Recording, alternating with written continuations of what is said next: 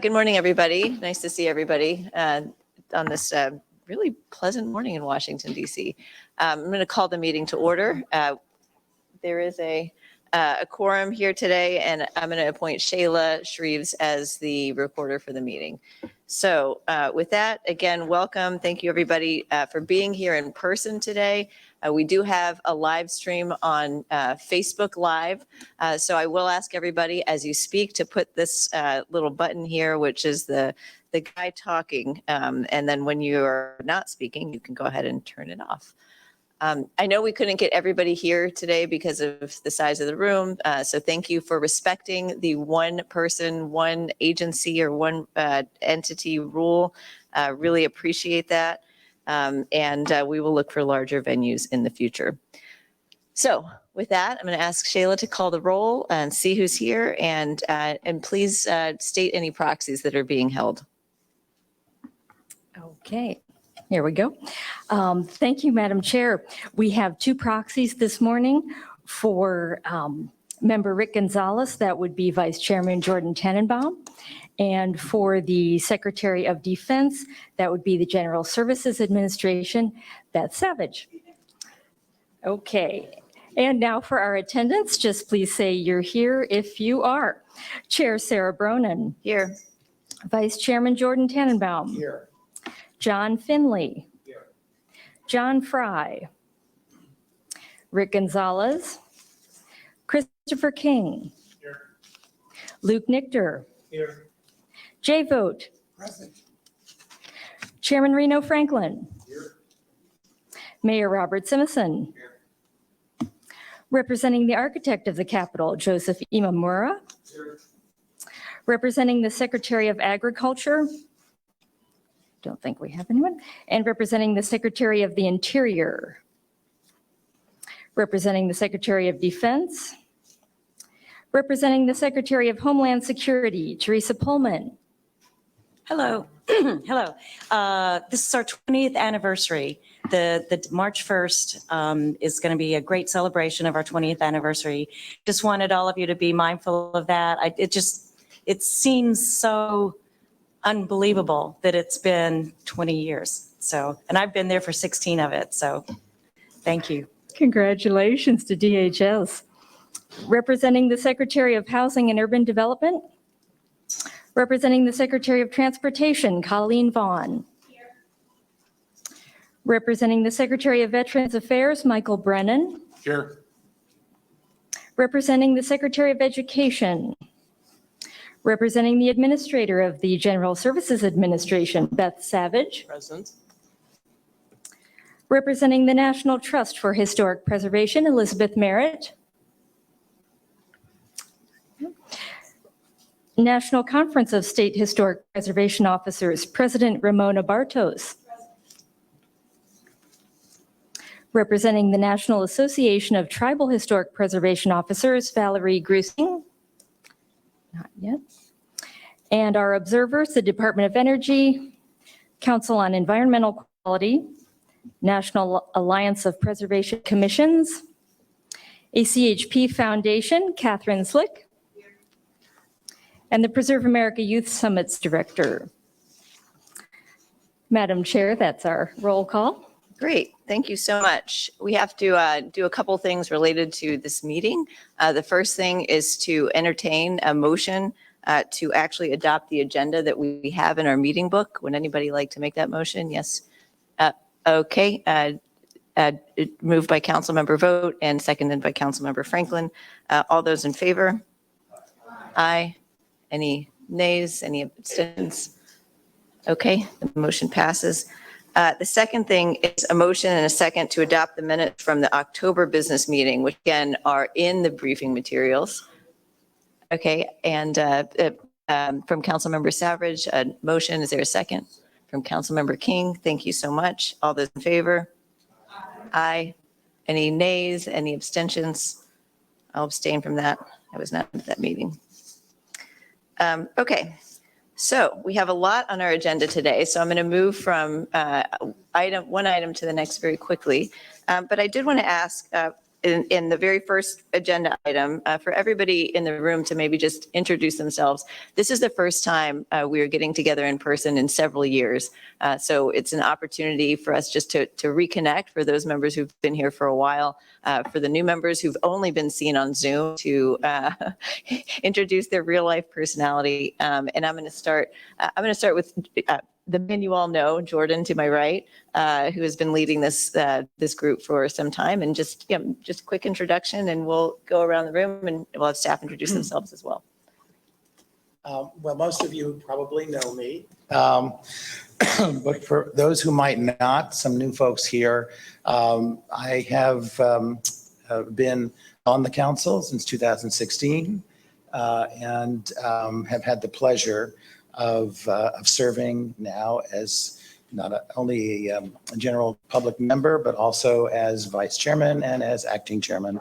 It's been a real pleasure getting to know all of you. My day job is the chief development officer for the United States Holocaust Memorial Museum, where we are just about to complete a 9-year capital campaign, having raised over $1 billion. In addition, I have done, I teach a regular course for the DoD on Section 106. And I began here as an intern in 1972. So when I speak to interns, I always tell them, you too can wind up as vice chair or acting chair, just with it. So delighted to be here. Good morning to everyone. Good morning. My name's Ira Matz. I'm the director for ACHP's Office of Native American Affairs. I'm staff. I'll keep my intro short. Thank you all. My name is John Finley. I'm a public member. I have a great interest in preservation. I'm currently serving also on the board of the Gettysburg Foundation. In my day job, I'm a chief legal officer at Blackstone. A special welcome to Sarah, who's great to have with us today. Robert Smithson, Mayor of Meridian, Idaho, in year 3 of my term. Actually, almost 3 years exactly to this time frame when we were here before COVID shut down, when I came and toured. So, my kids are watching, so. Where's the camera? It's right there. Oh, there it is. If you look at Facebook, you can see all of our lovely faces. So, Hen Maya Iwa, Toshish Chimaimta, Reno County, Franklin, Chairman Kashaya Pomo Tribe. Let me see, what else do I do? A bunch of stuff. But I think it's between you or I, Jordan, for the longest appointed people to this, because I know there's other folks that have been serving longer. But so I'll give that over to Jordan, the elder statesman on our council here. But yeah, no, I think I'm the last Obama appointee left to this thing. Am I? Yeah. So I love it. I love working with all of you. It's great to see people in person. I think we all missed it a lot, especially those of us that get up early, and it's 5 o'clock at home right now, and we sit here and pretend like we're wide awake when we know darn well that we're not. But it's good. And Chair Bronin, congratulations. I'm just really happy for you, and congratulations on your first full meeting with all of us here as well. So looking forward to it. And to my brother sitting right next to you there, thanks for holding it down for as long as you did. Did a heck of a job. Thank you.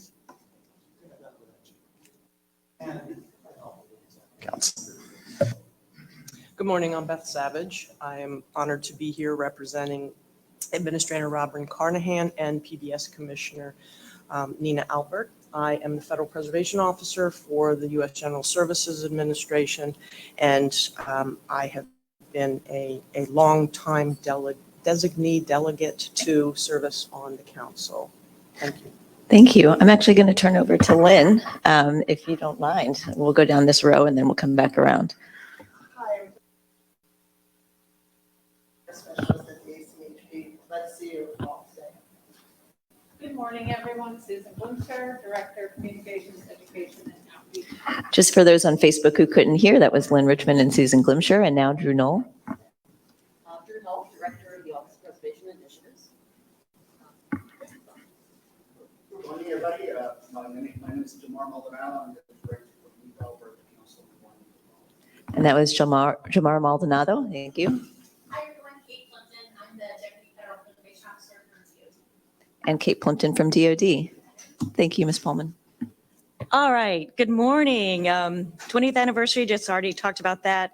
But my name is Teresa Pullman. I have been going to ACHP meetings ever since 2006. And we were an observer at that time. And so we were made full-fledged members shortly after that. But just wanted to tell you a little bit about DHS. We're made up of about 22 different components that kind of came together. We encompass those organizations such as FEMA, TSA, CBP, et cetera. The ones that you might be most familiar with are TSA. You probably see them at the airport. You all are probably most familiar with those. We have been quite active in the ACHP, especially as of late, regarding electrification of the federal fleet.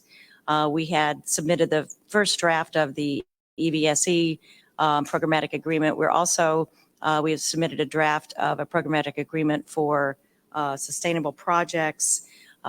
We had received quite a bit of funding, just like a lot of the other federal agencies, in the IIJA and also in the IRA. So looking to wisely and thoughtfully spend the funding that we've gotten from the administration, and really, really privileged to be here. And congratulations, Chair Bronin, on your appointment. And thanks again to Jordan for all of your great work. Thank you. Good morning, everyone. My name is Ramona Bartos. I am honored to represent the National Conference of State Historic Preservation Officers, a group of 57 states and commonwealths and territories of the United States, very constituent, focused group of people working with all our 300+ million fellow citizens. Chair Bronin, congratulations. Thank you for including us in your swearing in yesterday. It was a delightful experience. And our thanks to Mr. Tannenbaum for his leadership in the clutch over the last couple of years until Chair Bronin's arrival. So thank you. It's delightful to see everyone this morning. Good morning, everybody. My name is Joe Imamura. I'm the special delegate for the Architect of the Capitol. This morning marks my first business meeting, and I look forward to working with you all. And congratulations, Chair Bronin. Good morning. It's nice to be here. I'm Catherine Slick. I have been an advocate, a developer, a consultant in historic preservation for years. I was also the State Historic Preservation Officer for the state of New Mexico. And I am was a Clinton appointee to the council. When I went off the council, then Chairman John Now asked if I would find a way to keep past council members involved, engaged in the work of the council, and supportive of what's going on. And so since then, we started the ACHP Foundation, and I am the president of the foundation today. And we look forward to continuing to work with you actively and engaged. Good morning. I'm Mike Brennan. I'm the Secretary of Veterans Affairs delegate since 2019. I'm proud to represent the second largest agency with a large portfolio of historically significant facilities. Good morning. Thank you, everyone. This is Colleen Vaughn. I am the Federal Preservation Officer for the Department of Transportation and have been the designee to the council, I believe, since 2018. It's been a while. I am very proud to have this position and represent the Department of Transportation here. Thank you. Good morning, Christopher King, expert member. On the council since 2020, so my first meeting. I've met about half the room, look forward to meeting the rest of you, and I'm just thrilled to be here as I couldn't find the entrance to the building, so I'm glad to say I made it with some help. No, I'm an adjunct professor at Clemson in historic preservation consultant, and work in brokerage and real estate in Charleston, South Carolina, so thrilled to be here. Good morning, Luke Nichter. I'm expert member on the council, chair of the CEO committee, and host, we're very proud to say, of our podcast, Preservation Perspectives. In my other life, history professor at Chapman University in Orange, California. Thank you. Good morning, Jay Vogt. I was the last person sworn in person before the country shut down. And so I remember sitting at the airport afterwards thinking, they're up and saying, the president was going to make an announcement. The president was going to make an announcement. I thought, oh, he better not shut down the airlines. I got to get home. But I am now the chairman of the Federal Agency Programs Committee. I enjoy my work immensely. I was previously the director of the South Dakota State Historical Society for 17 years. And at the same time, for 24 years, I was the State Historic Preservation Officer. And I served on this august body when I was the ACHP president for 4 years. And that was a wonderful experience. And thank you. I'm glad to be here. And I always look to make sure my favorite friends from the federal agencies are here, just in case I have to call on somebody. Thank you. Good morning. I'm Shayla Shreves, the senior writer editor for the ACHP, and I serve as the recorder for our business meetings. Good morning. Javier Marquez. I'm the general counsel here and ethics official as well. I've been here since December 98. Thanks. Good morning, everybody. Reed Nelson. I'm the executive director here at the ACHP. I've been here for about 17 years. Matter of fact, two days from now will be my 17th anniversary. It's wonderful to see you all in person. I'm so glad you were able to join us. And let me also just say, Chair Bronin, we are delighted to have you here. We did have two members join. I'd like for them to introduce themselves as well. Betsy Merritt and Valerie. Good morning, Betsy Merritt. I'm Deputy General Counsel at the National Trust for Historic Preservation, where I've worked since May 1st, 1984. And I've been involved in representing the National Trust at the Advisory Council a lot since that time, including the last in-person meeting at the beginning of the pandemic. Morning, Valerie Grusing, Executive Director of the National Association of Tribal Historic Preservation Officers, and I've been here since 2019. And then we'll just do the very last row. John Fowler, I'm the chair of the ACHP Foundation. I started at the ACHP before Jordan in 1972, set up booth as long as it was interesting, and retired in 2021. Thank you. Hi, I'm Mike Summer. I'm one of the assistant directors of the ACHP in the Office of Federal Agency Programs, also coming really close to a 17-year anniversary. Wow. Oh, so for those on Facebook, that was Blythe Summer, and now we're going to Jamie Loshinger. Jamie Loshinger, Assistant Director for the Federal Permitting, Licensing, and Assistance Section. Good morning. I'm Brian Lusher. I'm the new Federal Preservation Officer at HUD. It's great to be back. And Brian Lesher from HUD for those on Facebook.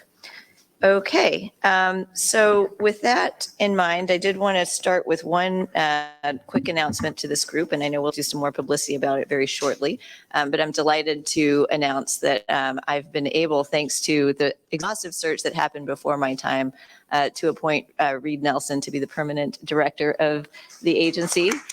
And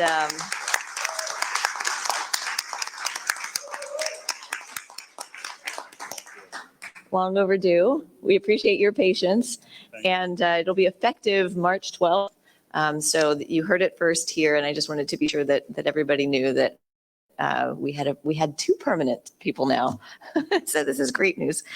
I'd also like to echo the thanks that many people in this room have already given to Vice Chairman Tannenbaum, who over the last 18 months, longer, I think, just a little longer than that, has led this agency through thick and thin, through the budget cycle, through two new programmatic agreements, through the creation of the Climate Task Force, through, I have a whole list, representing us on America the Beautiful and America 250, showing up on C-SPAN. That was, I think, a highlight for everybody. Representing us to the White House Council on Native American Affairs, the Tribal Nations Summit, which is very important to us. Of course, a huge supporter of staff, and also lending his expertise as a ACHP staff member for many years, and lending his general strategy, smarts, and kindness from all reports. So I hope, again, we can start this meeting by giving him a round of applause, our sincerest thanks. And just really appreciate it. Thank you so much. Thank you very much. Can I just say how happy I am to have you here? There was no one that supported my Really, nomination more. That's true, yes. And actually, it's really interesting because you're the second Sarah without the H that I'm working with. The director of the Holocaust Museum is Sarah Bloomfield, without the H. So I'm going to have a second Sarah in my life. The first Sarah saying, okay, I got all these people for you to see. Welcome back. So thank you so much. I really am delighted that you're here, and we are blessed to have someone with your experience and your background as our leader. So okay. Delighted. Thank you, Vice Chairman. I appreciate it. So with that, Reed asked me to just say a couple words about just to kick things off in my time as chair, maybe introduce myself now, and talk a little bit about how I see the next few years going.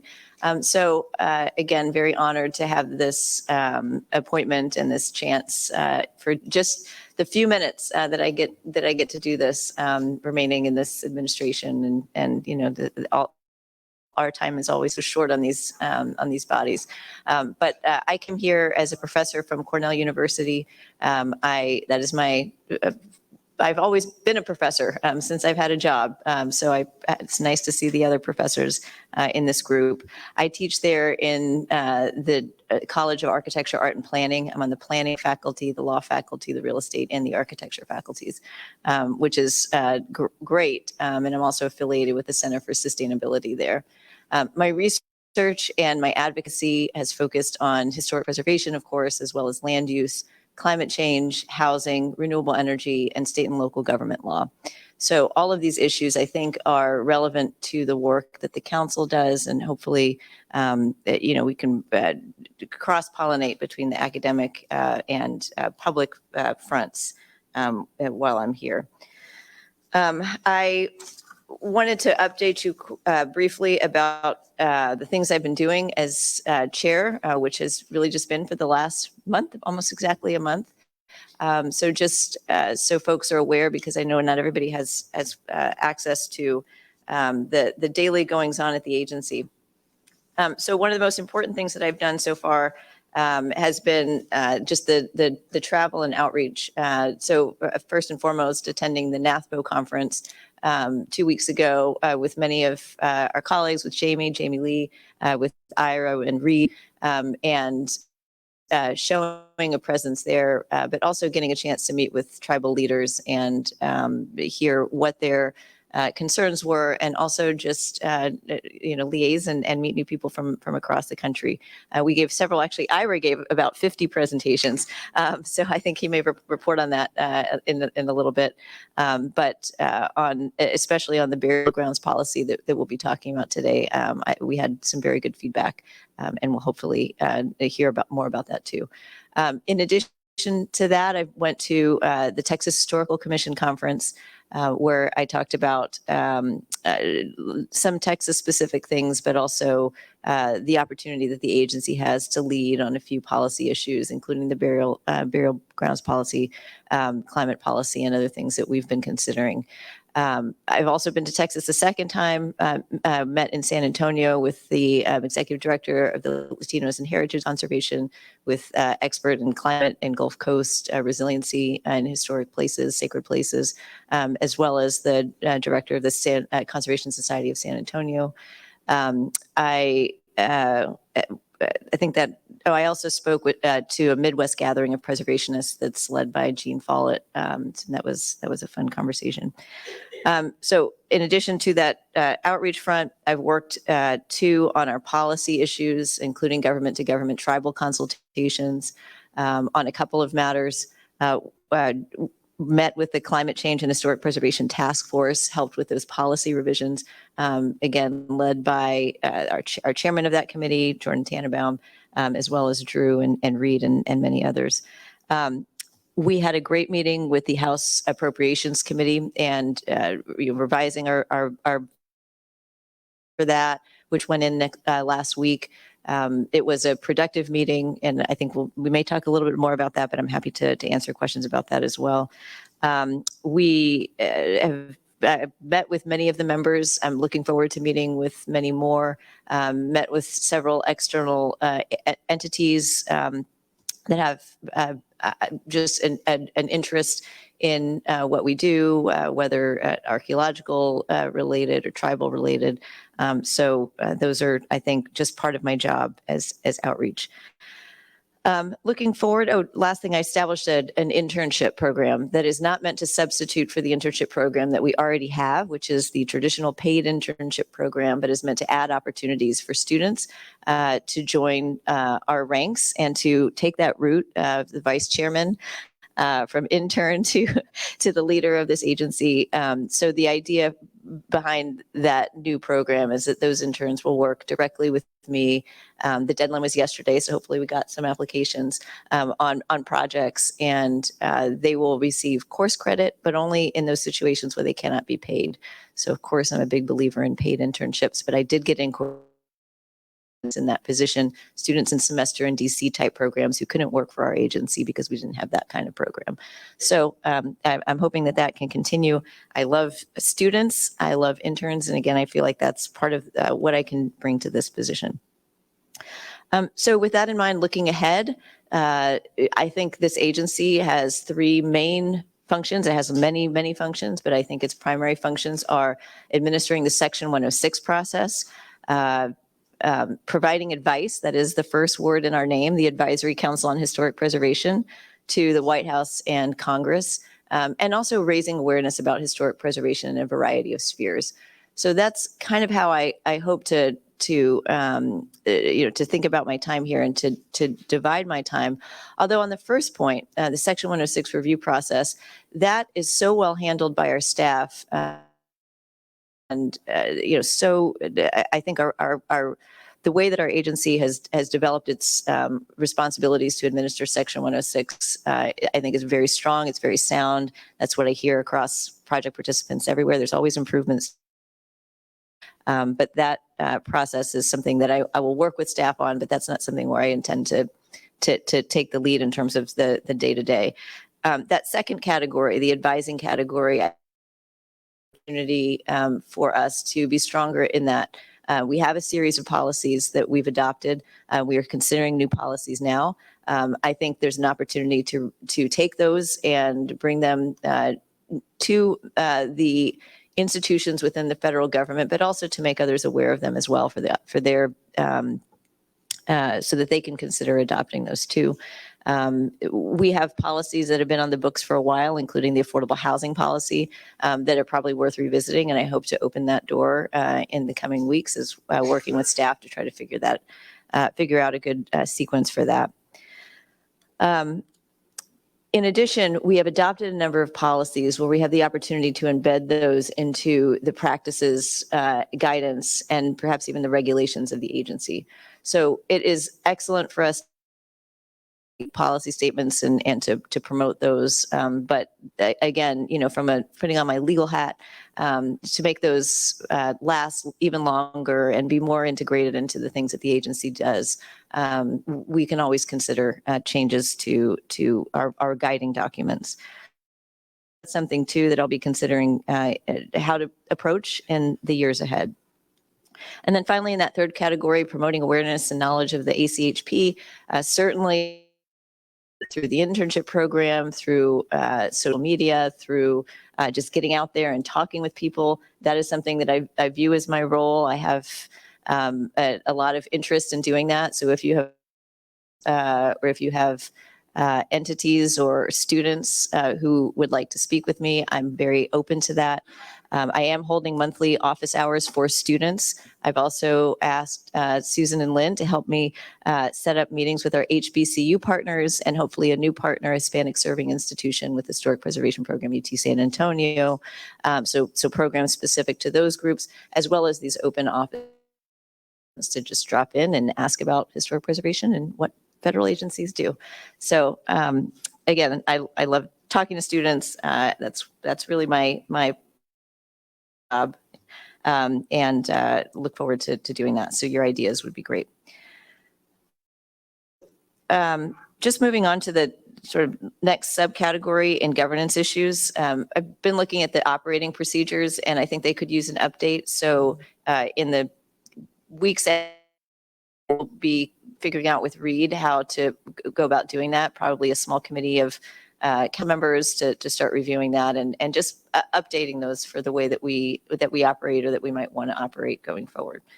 I'm also going to establish an advisory group, really just for my own expansion of knowledge, and anybody who'd like to participate in that is welcome to, council members, of scholars. So coming from a scholarly background, I think that there's a big disconnect between the kinds of research that have been done on a variety of fronts and what the policymakers tend to hear. So even for me, I can be much better educated that work, and I could again bring a substantive dimension that we've had before, but we can continue to expand. So that's just something that is on the horizon. Okay, I think I'm done. I think was that good enough? So. Okay. So with that, I'm actually going to turn it over to Reed Nelson, who's going to give his executive director's report. And go ahead. Thank you, Chair Bronin. And again, it's good to see you all. I'll just give some brief updates on recruitment and the status of our office reopening.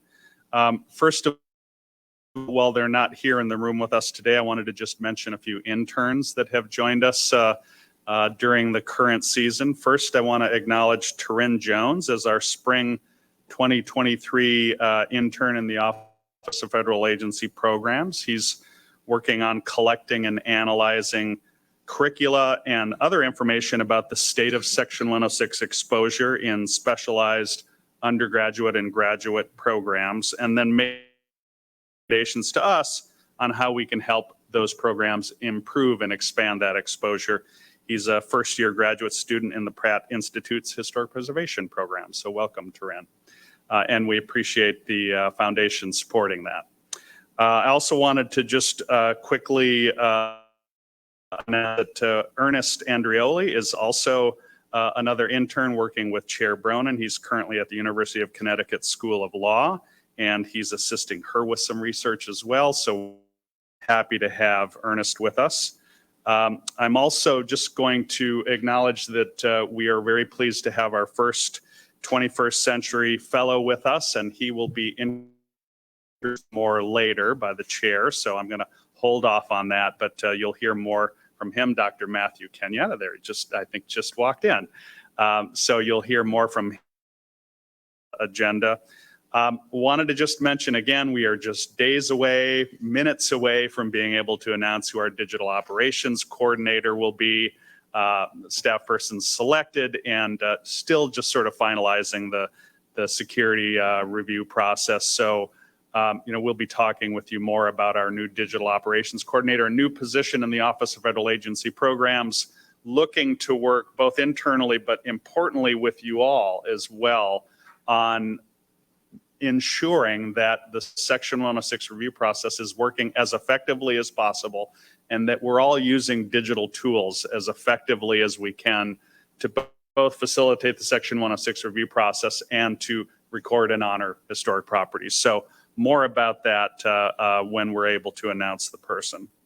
Also wanted to just acknowledge, I believe that we are still, there's still 1 week left to apply for an assistant historic preservation specialist position here at the ACHP. So not too late to get the word out to folks that may want to join us. It's a position in the Office of Federal Agency Programs. It's sort of our beginner professional level position, one of our sort of, first line of Section 106 case reviewers. And so we're hoping to get a good set of applicants for that as well. And hopefully by the time we meet again, we'll be able to tell you who's in that position.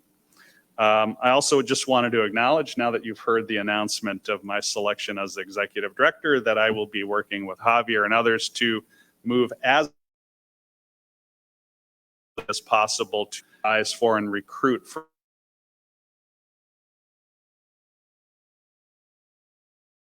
work to get that information out quickly.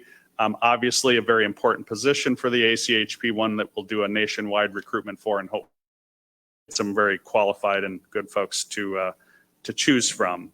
Also, just wanted to remind you all that we are still slowly in a phased reopening process. We had been about to move to the more broadly reopened status, and then the COVID numbers sort of went up again in Washington, D.C. So we have sort of put that on hold. We're still in a phased reopening process. We still have a number of staff that are here just about every day, but we're not fully reopened yet. Hope to get there soon. So that's my report. Thank you. Thank you very much, Reed. I appreciate it and appreciate the staff updates in particular. It's always exciting to bring on new folks, and we'll look forward to your announcement on the digital front. So with that, we're going to turn to the legislative priorities agenda item. Unfortunately, our chairman, Gonzalez, could not be here, but we're very fortunate to have Vice Chairman Ramona Bartos. Before I turn to you, just a quick thing. Yes. Yeah, I had a question for Reed. Sure. First up, we do have an FPO that's here that's sitting on the sidelines, and maybe you can invite him to the table. Would be appropriate. The second thing is, can we fix the clock? Can you reach the clock? We're looking for a ladder.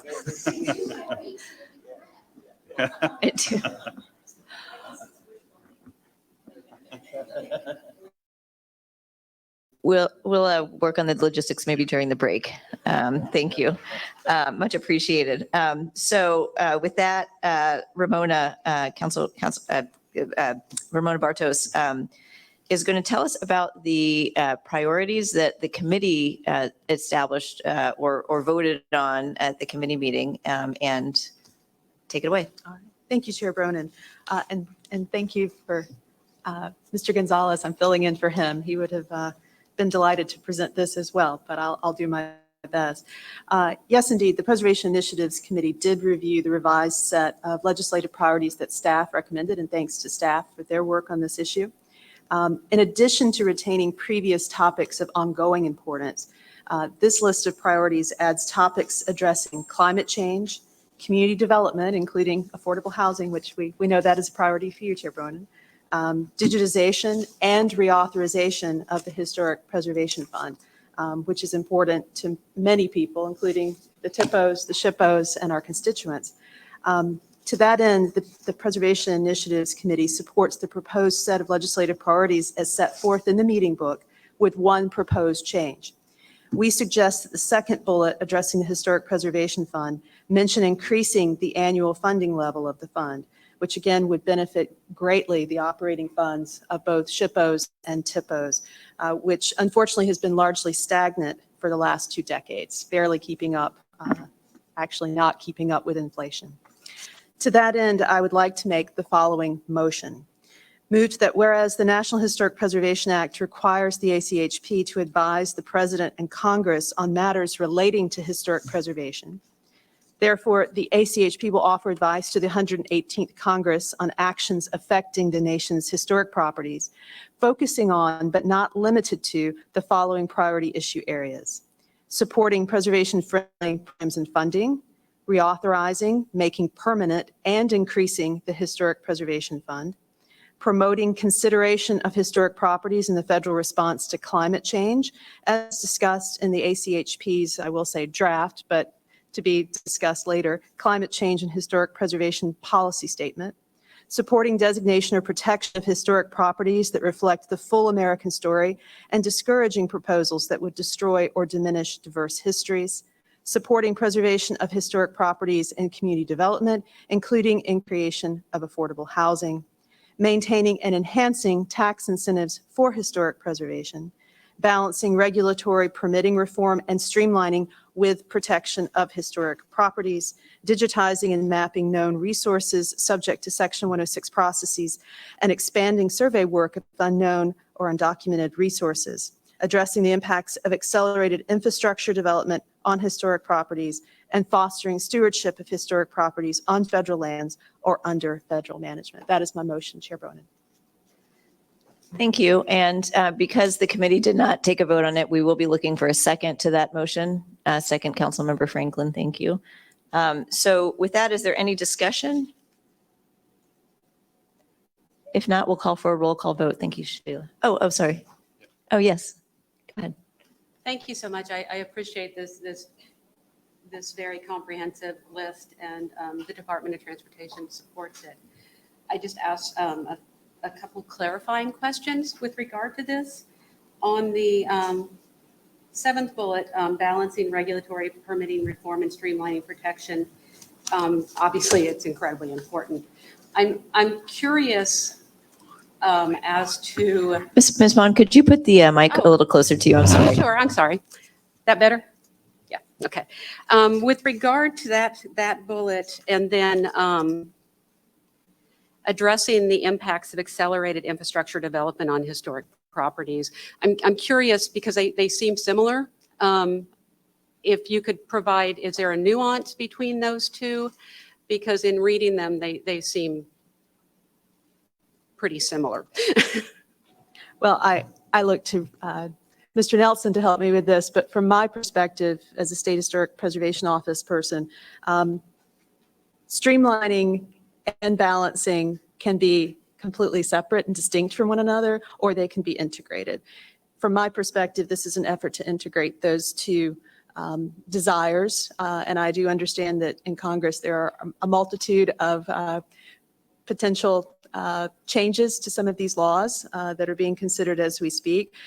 From my perspective, let's not throw the baby out with the bathwater. That's what it means to me. Mr. Nelson, I look to you perhaps for additional gloss on that point.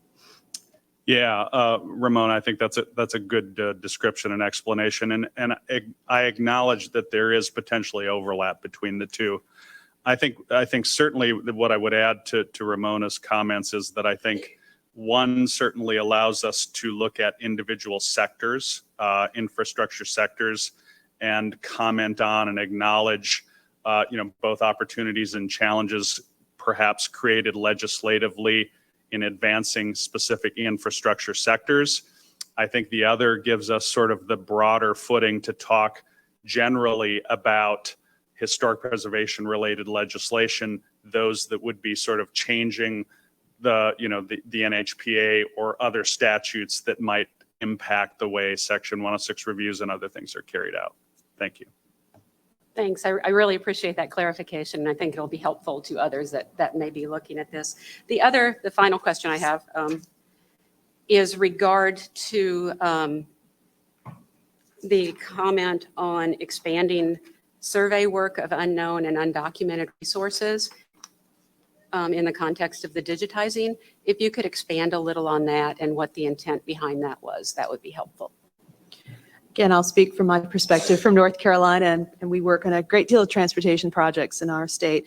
A couple of things are in play here, I think. One is that a lot of our survey work dates to the 1980s, when the Historic Preservation Fund was richly appropriated. So as a result, the sort of the time period is 1930, let's say, if it were a 1980 era survey. So we have an entire 40 years worth of properties that maybe haven't been considered in the mix. And particularly for transportation, I think that'd be really important for you to know that ahead of time versus it's sort of oh, we just figured this out now and you're ready to move forward.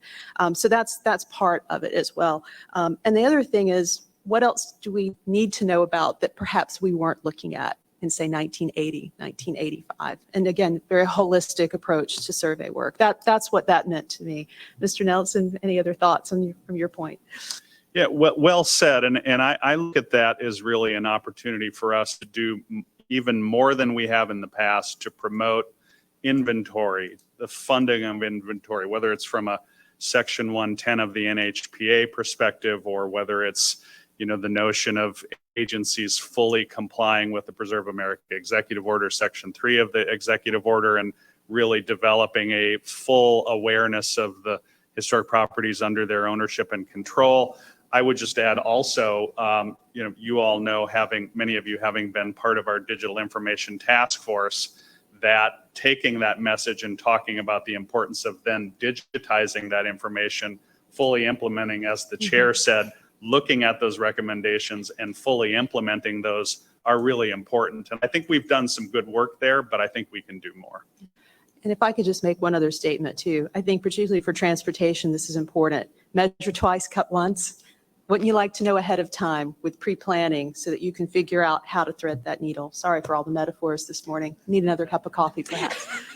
I hope that's helpful, Ms. Vaughn. No, it is. I really appreciate it. And I appreciate the discussion. I think it's helpful for all of us seated at the table to have that additional, and those of us listening in, to have that additional information. Thanks.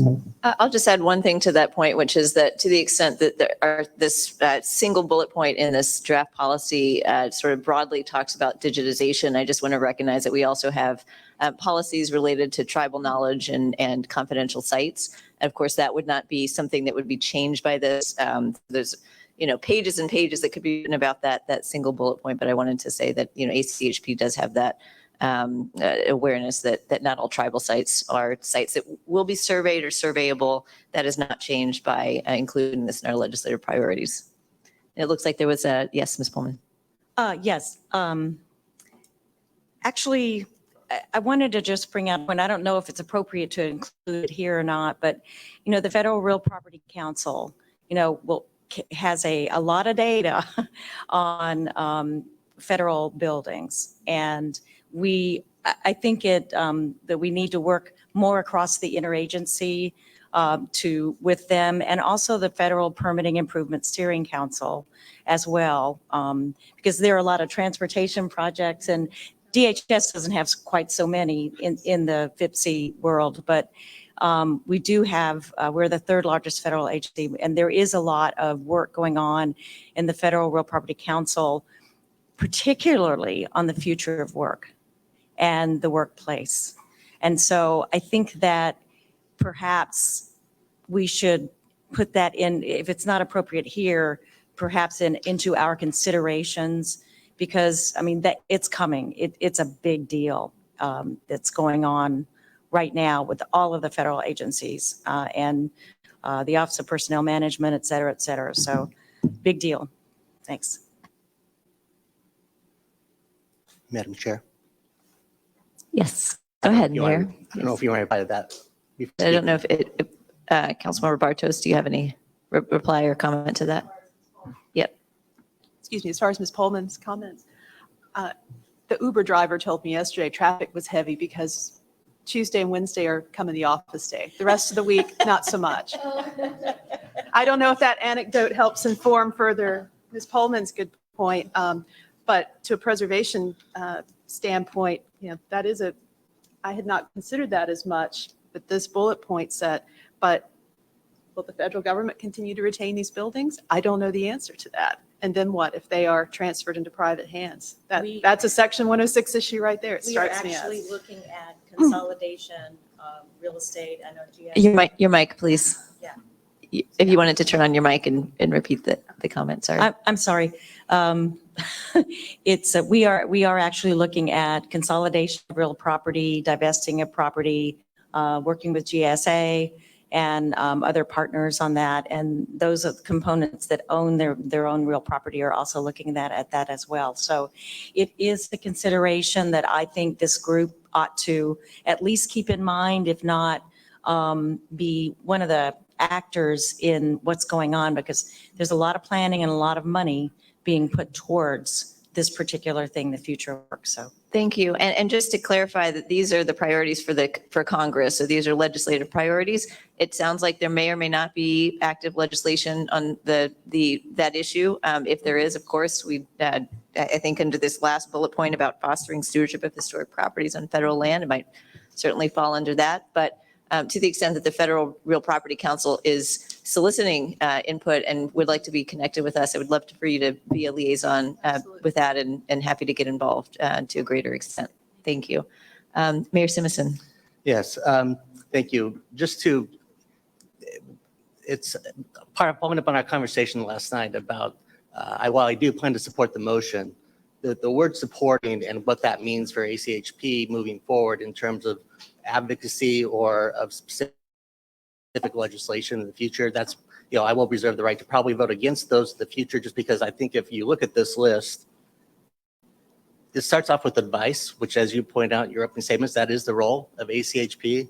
And I think you can still have the exact same list here without using the word supporting in certain places, just advice on designated or protection of historic properties. That is really the role of ACHP. Whether or not how the support is done, whether that's providing information or otherwise, but if it does become to advocacy in the future, that's where I will vote no or abstain on those votes, but I'm happy to support the motion today. Thank you, Mayor, very much for those comments. Ms. Bartos, did you have any additional? I understand his comments and respect his opinion. Thank you. Excellent. Any other questions, comments? Any comments from members of the committee? And I should say this was a very hardworking committee. This represents a great conversation, collaborative approach to the development of these priorities and building on, as Councilmember Bartos said, prior priorities. Yes.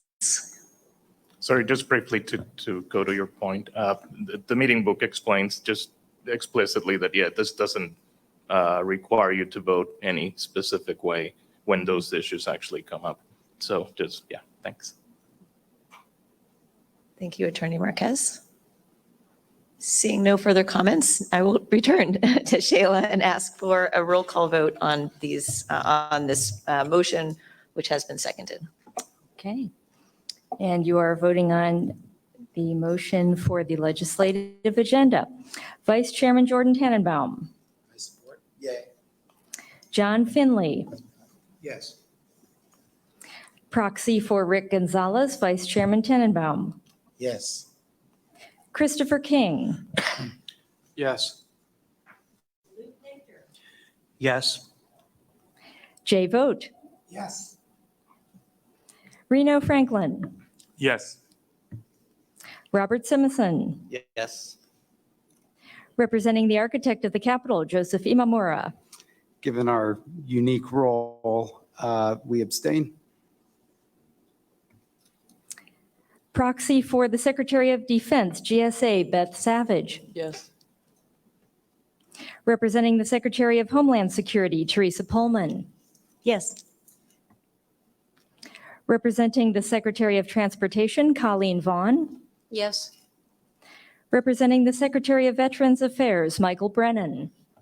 Yes. Representing the Administrator of GSA, Beth Savage. Yes. Representing the National Trust for Historic Preservation, Elizabeth Merritt. Yes. National Conference of State Historic Preservation Officers, President Ramona Bartos. Yes. Representing the National Association of Tribal Historic Preservation Officers, Valerie Grusing. Yes. Chair Sara Bronin. Yes.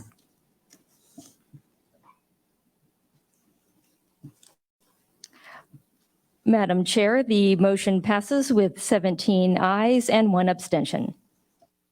Thank you so much. And once again, to our committee chairman, Rick Gonzalez, if you're out there listening in, thank you for your hard work.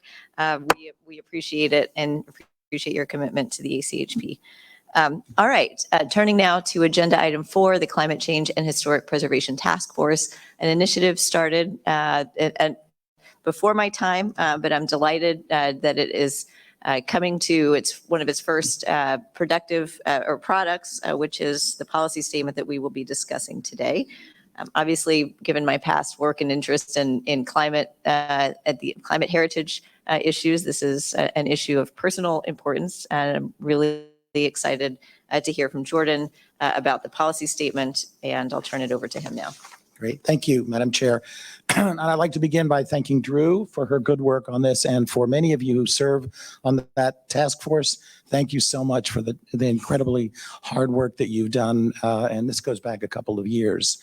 We've been working on this policy per se for the past 6 months, and we've developed a policy statement, which you have.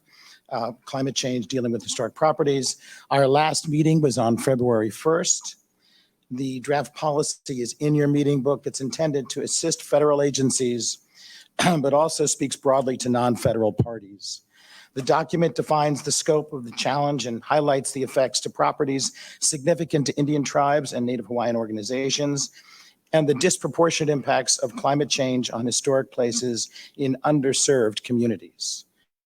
The document includes a series of policy principles that address, and we've gone into this in much greater detail in our meetings, but just to summarize, the need to gather data, planning for how to adapt to climate change, promoting efforts to reduce the pace of climate change, cross-cutting issues of equity and flexibility, and the need for education and collaboration. Those are the general categories that we've been discussing, and in fact had looked at in quite detail in our February 1st meeting.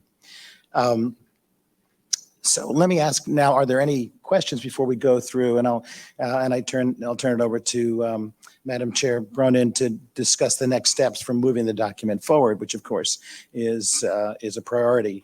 But do we have any comments, questions on the draft? I apologize for the raspy voice. I have a comment, Jordan. Yes. Just, I don't know if it's appropriate now to talk about it, but there was a comment in there under flexibilities regarding FEMA's National Flood Insurance Program. And I love the statement that was made. I just wanted some clarification on it. The National Flood Insurance Program should be reviewed to explore how the program might further encourage the modification or relocation of historic buildings to enhance their resiliency. So I love that. It sounds great. I just wanted to know, because FEMA is in the Department of Homeland Security, I just wanted to know what is meant by that statement. Drew, would you like to field that?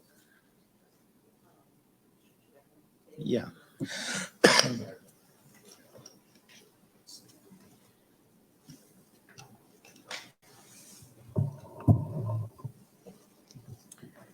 Thank you very much. Yeah, the idea here is that the National Flood Insurance Program, in terms of, I mean, and I'm no expert on it, I'm sure you know a lot more than I do, Teresa, but the idea is that whether the program and how it encourages locations of properties or the relocation of properties, areas in which new construction can occur, or perhaps properties need to be relocated out of areas based on that, flood insurance rates, et cetera. Is there ways in which the program could indeed be encouraging the retention of historic buildings, even if not on site, or otherwise making it harder or easier, or at least not harder, to try to preserve historic properties in floodplain areas based on the rates of flood insurance, et cetera? Again, I'm not speaking as any kind of expert, but that's the intent behind it.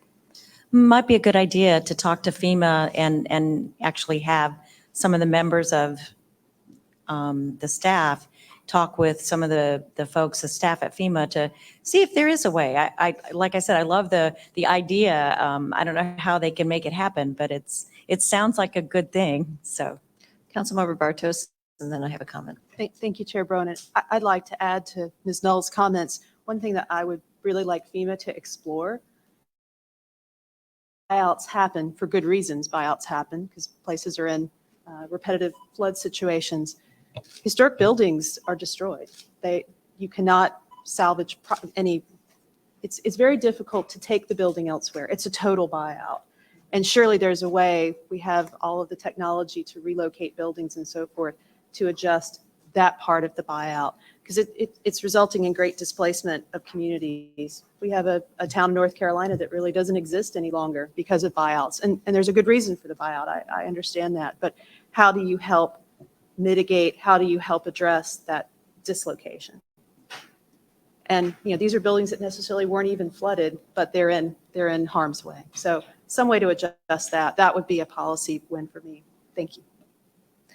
Yes, and just to add to that, so this is surely an increasing issue as sea level rise and extreme weather events start to show their face more often. I think one of across policies in the federal government, there's a bias towards rebuilding exactly as things were. And while we recognize as the Advisory Council on Historic Preservation that there's a value to that, there's this other external force that's I think causing us to have to think more creatively about how we respond, including how we adapt our buildings. So to the extent that the flood insurance program encourages or supports simple rebuilding as is versus the incorporating perhaps new thinking on historic treatments. I think that's one thing that this speaks to. And I think this also raises the issue of we were just talking about in the last item, which is surveys. We actually don't know where designated historic properties are because there is no national comprehensive digital survey of all of those. So we have more knowledge about sea levels than historic places. And so when those two things, where those two things interact, we have no great deep knowledge of that, except in a few geographic areas where those where both historic building surveys have been done and flood surveys have been done. So I think, embedded in this sort of mentioned insurance program is, I think, the need to understand the scope of properties affected. So I'll just put in a thank you for voting on the last item. This is another application and another demonstration of the need for those kinds of surveys.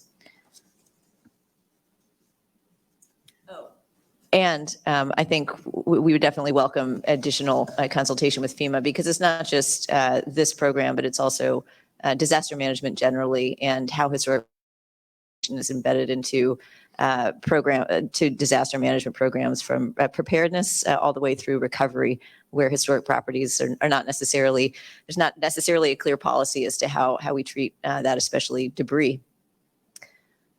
Yes, Councilmember Vaughn. Thank you. I want to second Jordan's comments, and I really want to thank Drew for her leadership on the committee. It was a pleasure working with you on that and coming to this document. And I really appreciate the work that you did on that and your stewardship in moving it forward. I just had a few general comments. DOT supports ACHP's climate change and historic preservation policy statement. We're encouraged to see the direct reference to the transportation sector and the call for climate-friendly or climate-smart transportation projects to be developed.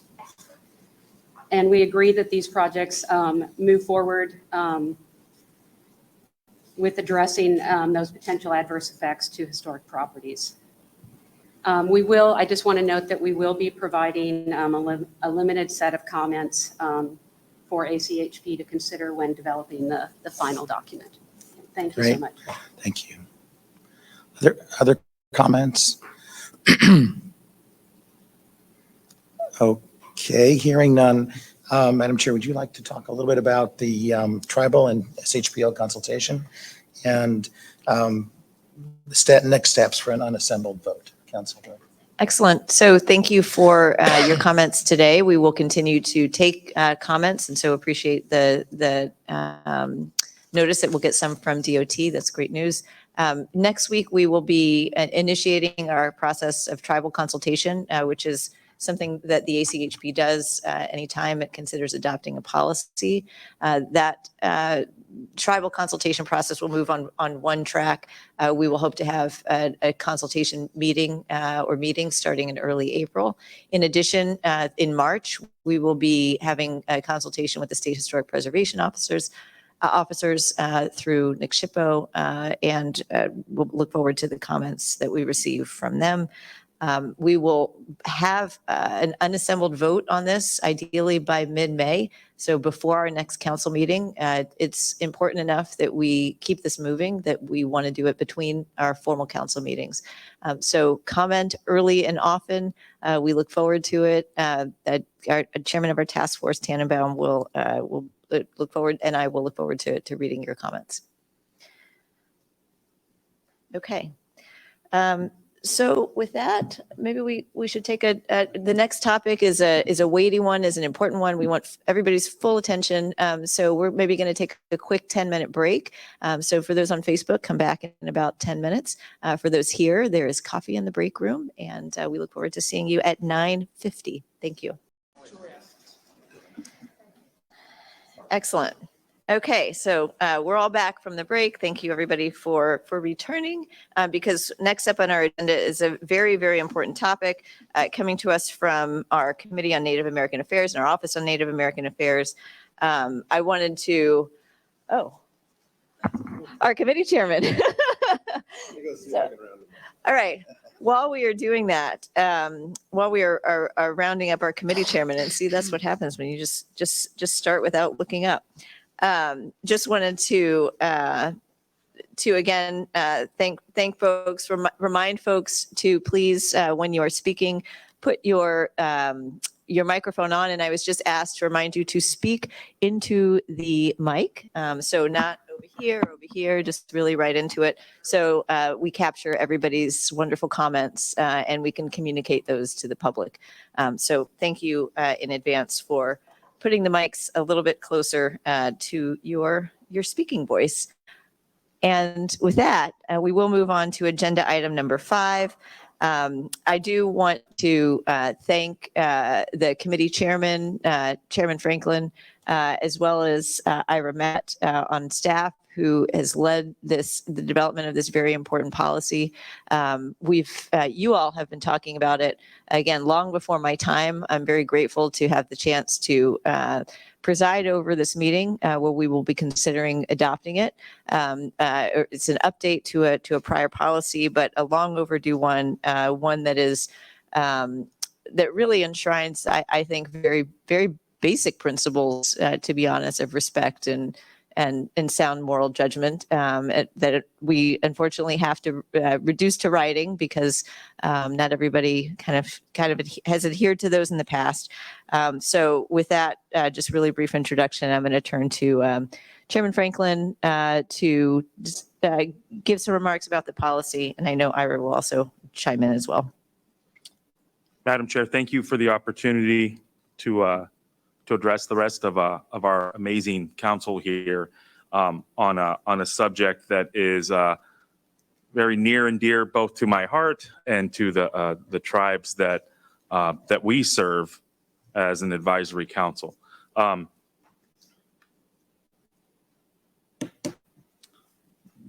This is tough.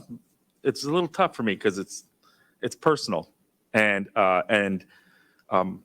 my children and I are just returning from a trip to the amazing people of Wallapai, and listening to them talk about the concerns they have with preservation.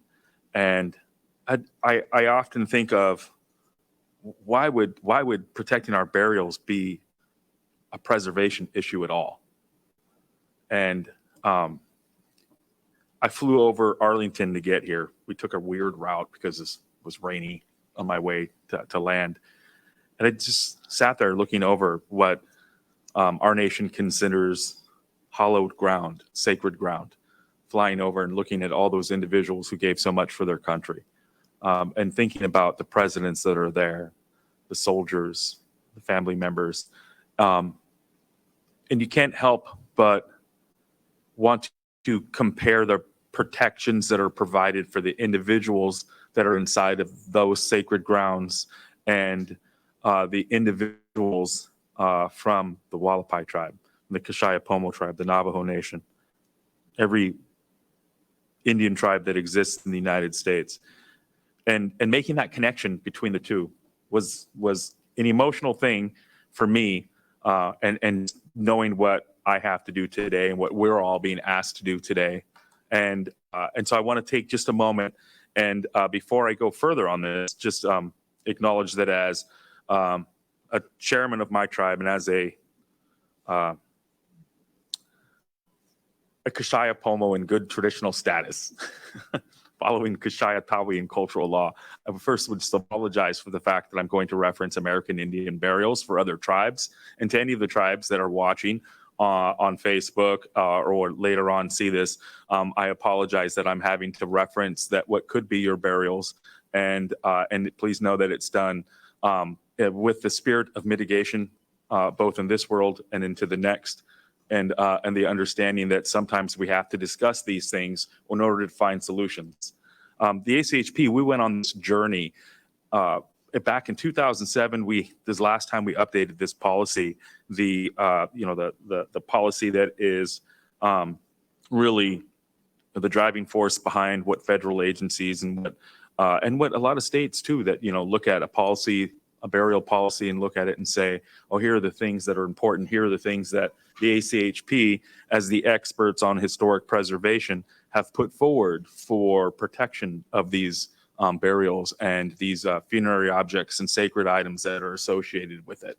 And so as a federal agency ourselves, when we put that kind of information out, that kind of guidance, in a policy, people understand it. They look at it.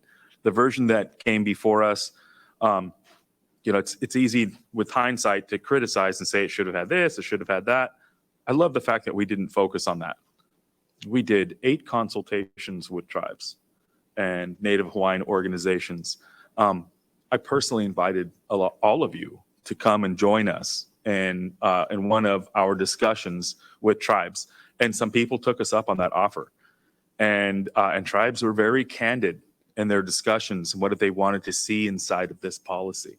They were very honest in what they were feeling because of the way that previous policies had been written and guidance had been written in. And they pulled no punches. They were thoughtful. Native Hawaiian organizations were thoughtful. They were deliberate. And the end of those conversations, well, I'll just say this. In the Kashaya, we define something that's sacred or sacred place as a place that you have to do ceremony before you go in and ceremony when you leave. And discussions and conversations can be the same way. And for this particular one, or these particular consultations, it was ceremony before we started. And at the end, it was ceremony to wash some of the things off that we'd heard and some of the sorrows. But every conversation ended in this really positive manner. At the end of those consultations and discussions with tribes, Native Hawaiian organizations, rather than feel, sad for some of the atrocities that had been committed and that tribes were bringing up, there were elders and cultural people on the call that helped to manage us in a way that I found brilliant and inspiring. And I don't know if Ira realized that it was happening, but I know I did. And sitting there and listening to them fill in bits and pieces of conversation because they knew that it was a heavy subject, so that we could have good spirits and walk away from that table in a good way and not upset and ruin our day, right? That was a sign to me that what we were doing was obviously had an importance to it, but that tribes were buying off on that importance and realizing it and sharing information that was critical. You have before you a couple of items here. Before I turn it over to Ira, you have a summary, and I'm going to point that out first. So you have the policy that we're asking, and we are going to ask for a vote. But you also have a summary that's on there that are the comments that tribes made in our responses. I want to just ask you to please keep that and consider that information confidential. It's something that we probably should have done because in a lot of cases, it's tribes that are discussing burial practices and burial concerns. And that's not something that the ACHP wants to get out into the world. But in and our decision to make that shareable to you as individual council members, I wanted to share this so that you could see just how important that conversation is that we had with Native Hawaiian organizations and tribes, and to really understand the concerns that were brought to us by tribes and how our amazing staff address those things. And you will see all of that in that document. And again, please keep some of those things, all those things confidential as it is tribes discussing burial practices. Before we get to a motion or anything, Madam Chair, I'd like to give a couple seconds to Ira Matt and acknowledge both his work and the work of his staff who go above and beyond on a regular basis. And brother, I know your little one is sick, and I hope he's feeling better, because I know that for myself, I hate traveling when my kids are sick. And the fact that you're here and you're doing what your duty is to tribes, and we all serve in different ways. I just want to acknowledge that you're doing that, and thank both you, your little one, and your wife for letting you be here with us today and make that tough decision. Lem Lams Reno, Esquex to everybody. Good morning. Excited to be here and see everybody in person. And I just kind of want to follow up on what Chair Bronin and Chairman Reno Franklin had mentioned. This has been a great effort. This is something that's been very collaborative with the members, with the committees. We had the opportunity to meet with FPOs in this process, with the SHPOs, with tribes. It's not something that we set out to do directly 14 months ago. This actually came through Reno's efforts to help support the Federal Indian Boarding School Initiative and find ways to help protect so many of the Indian children out there. Rejoined those meetings. We met with the Native American Boarding School Healing Coalition, and we tried to identify ways that the ACHP's voice, as Reno expressed, something that a lot of folks look to for leadership, could help set the tone and the standard. And we came back and we started looking at this policy, something we brought back to members. And we did see so much enthusiasm's an odd word, but folks were ready to update this, to take that next step, recognizing that there were other voices that could contribute to it, and recognizing that this particular group of people really understood the need to establish a new mark for folks to try to achieve. Yeah, 15 years from now, people will look back at our document and talk about what we missed. But for now, just like they did in the 2007 version, we want to make sure we're trying to advance something that's going to help people, and especially burial sites, human remains, funerary objects of all people. And that's an important thing about this policy statement. It was and is for all people out there, because when you talk about those types, your ancestors, your children, your loved ones, that's really something that all humans have a deep consideration for. So with that, I'm just going to move on to try to catch folks up on some of this recent round of updates. And I know you guys have had access to a lot of the materials. You guys get tired of my OneDrive updates and emails and the nonstop committee updates. But we had the opportunity to work to close this out in our formal government-to-government consultation under Executive Order 13175. And we heard a lot of great feedback. We heard things that reinforced what we've been hearing from all parties for the past 8-10 months about Indigenous knowledge, about the scope and authority, the fact that we need to make sure that this is actioned, the implementation section that was added to this. So this wasn't a policy that sat on a shelf. It was something that people were able to take and move forward. Most importantly, the ACHP being able to move some of this forward. And so I emailed you guys on Monday, and I tried to outline some of the most significant changes that have happened as a result of consultation since the last draft you got in February. And some of that, comments from tribes, agencies were still sending comments too. It's always been an open door policy. But I'm looking at the document now, just so you guys know. One of the first things we did is we actually reduced the amount of connection this has with the Native American Graves Protection and Repatriation Act. As that is being updated, there was it was difficult to talk about it here until that's finalized. But there was also so many nuances to that. We referenced when it might apply, where it might apply back in 2007. National NAGPRA came back and said, you need to add, about 2 or 3 more pages to this discussion. And so we recognize that we'll clarify that NAGPRA is its own law, but we're not going to go into a lot of details. There was also a lot of challenges with utilizing definitions from NAGPRA in this policy statement because NAGPRA is separate and distinct. The 2007 policy relied heavily on that. We've changed that. We've basically utilized very similar language, but we're not referencing NAGPRA so folks aren't always attached to it. And that brings us to an important change that happened. We have definitions to help characterize the intent of this policy statement.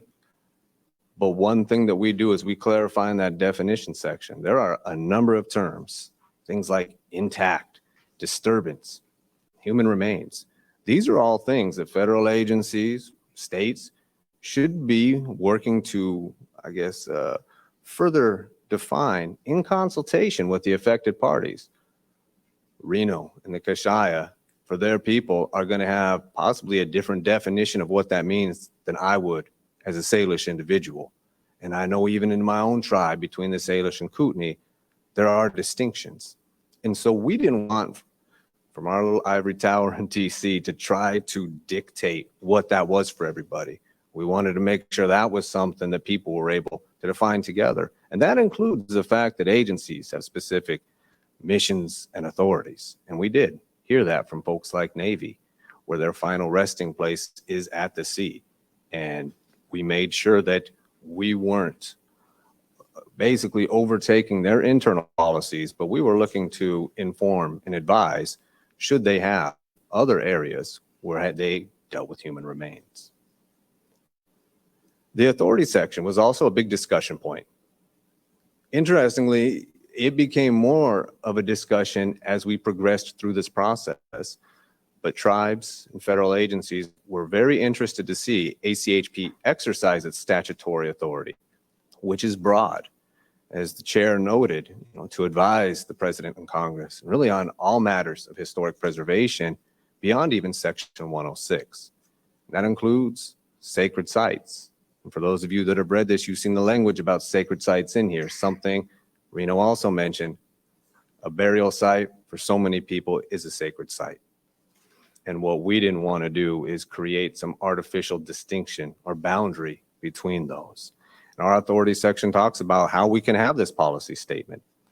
That this, as Reno was really leading into, bringing forward that voice of Indian tribes and the Native Hawaiians, speaks a lot to our trust responsibility to make sure that the regulations themselves take into account Indian tribes, Native Hawaiians, their special expertise, and the requirement that they be consulted in the process. So we did have a change there I thought was really great, and it really just tailored that language more to this policy. The language that you had seen previously was from a separate policy that the ACHP had. It was just a bit more broad and generic. This one is a bit more tailored. You guys seen changes in Principle 1. That was a big change in the sense, the language, but really we had a lot of requests to rephrase what was way too many commas. It improved it quite a bit there. A lot of legal staff from tribes pushed for those changes. But the big one I think that folks are probably most interested in looking at comes down to principle number 13. We added lucky number 13 about compensation. As everybody knows, that is a challenging topic, but we heard it, I think, at the NATHPO conference. We heard it in consultations. We've heard it in listening sessions that have occurred. How do you go about that? So we aren't saying anything new with this principle. I'll be clear. This is the language that already exists in ACHP's guidance on assistance to consulting parties. Possibly I got that name right. It's changed over time. And we just clarify that if there are times when agencies are expecting Indian tribes to complete some of their federal functions, those tribes should be compensated in this process. And not just tribes, any parties. Because we know that burials in particular, burial sites, funerary objects, oftentimes agencies are going to have to look to those experts, those people who are associated who have that knowledge. And we wanted to crosswalk this policy with other language that this council has approved to say, yes, you should probably do that. And we will make sure in follow-up guidance documents or information associated that we thoroughly reference existing information. Mr. Finley and I were also talking about Principle 12 on climate change. We've had a lot of great work in the climate change arena. You guys know about the task force and the policy coming forward. The advisory council, through former leadership of Mr. Tannenbaum and now Chair Bronin, we're also on the White House Council's Climate Adaptation Subcommittee. About a month ago, we facilitated a webinar led by Chair Bronin, Shasta Gon, and Mike Derglow, who is the director for my tribe's preservation department. It was about climate change. It was about the need when agencies have planning and develop planning documents to make sure they're taking into account really historic preservation, to make sure, as you guys were already speaking about, that it's included at these high level. So any lower level action plans, state level, regional level documents have something to spring forward. So they talk about advanced identification or other considerations, in particular related to burial sites and human remains. And let's see, I'm not sure. Oh, I guess one last one was a big one. Apologies for running backwards through the principles, but historical and generational trauma was raised. Something that Vice Chairman Tannenbaum and the work that he does has a lot of experience in, but it was something that the tribes wanted to be brought to the forefront, was the fact that while this might be business dealing with human remains and burial sites, to an archaeologist, it's something they're gonna write up and they want to move along. This is something that digs up old wounds for tribal people and other folks who have experienced these traumas as a result of whether it's federal policies or unfortunate circumstances. We wanted to raise the awareness to folks that as they're looking to discuss this in a regulatory process, they need to have an awareness that this is very emotional and very powerful for a lot of people.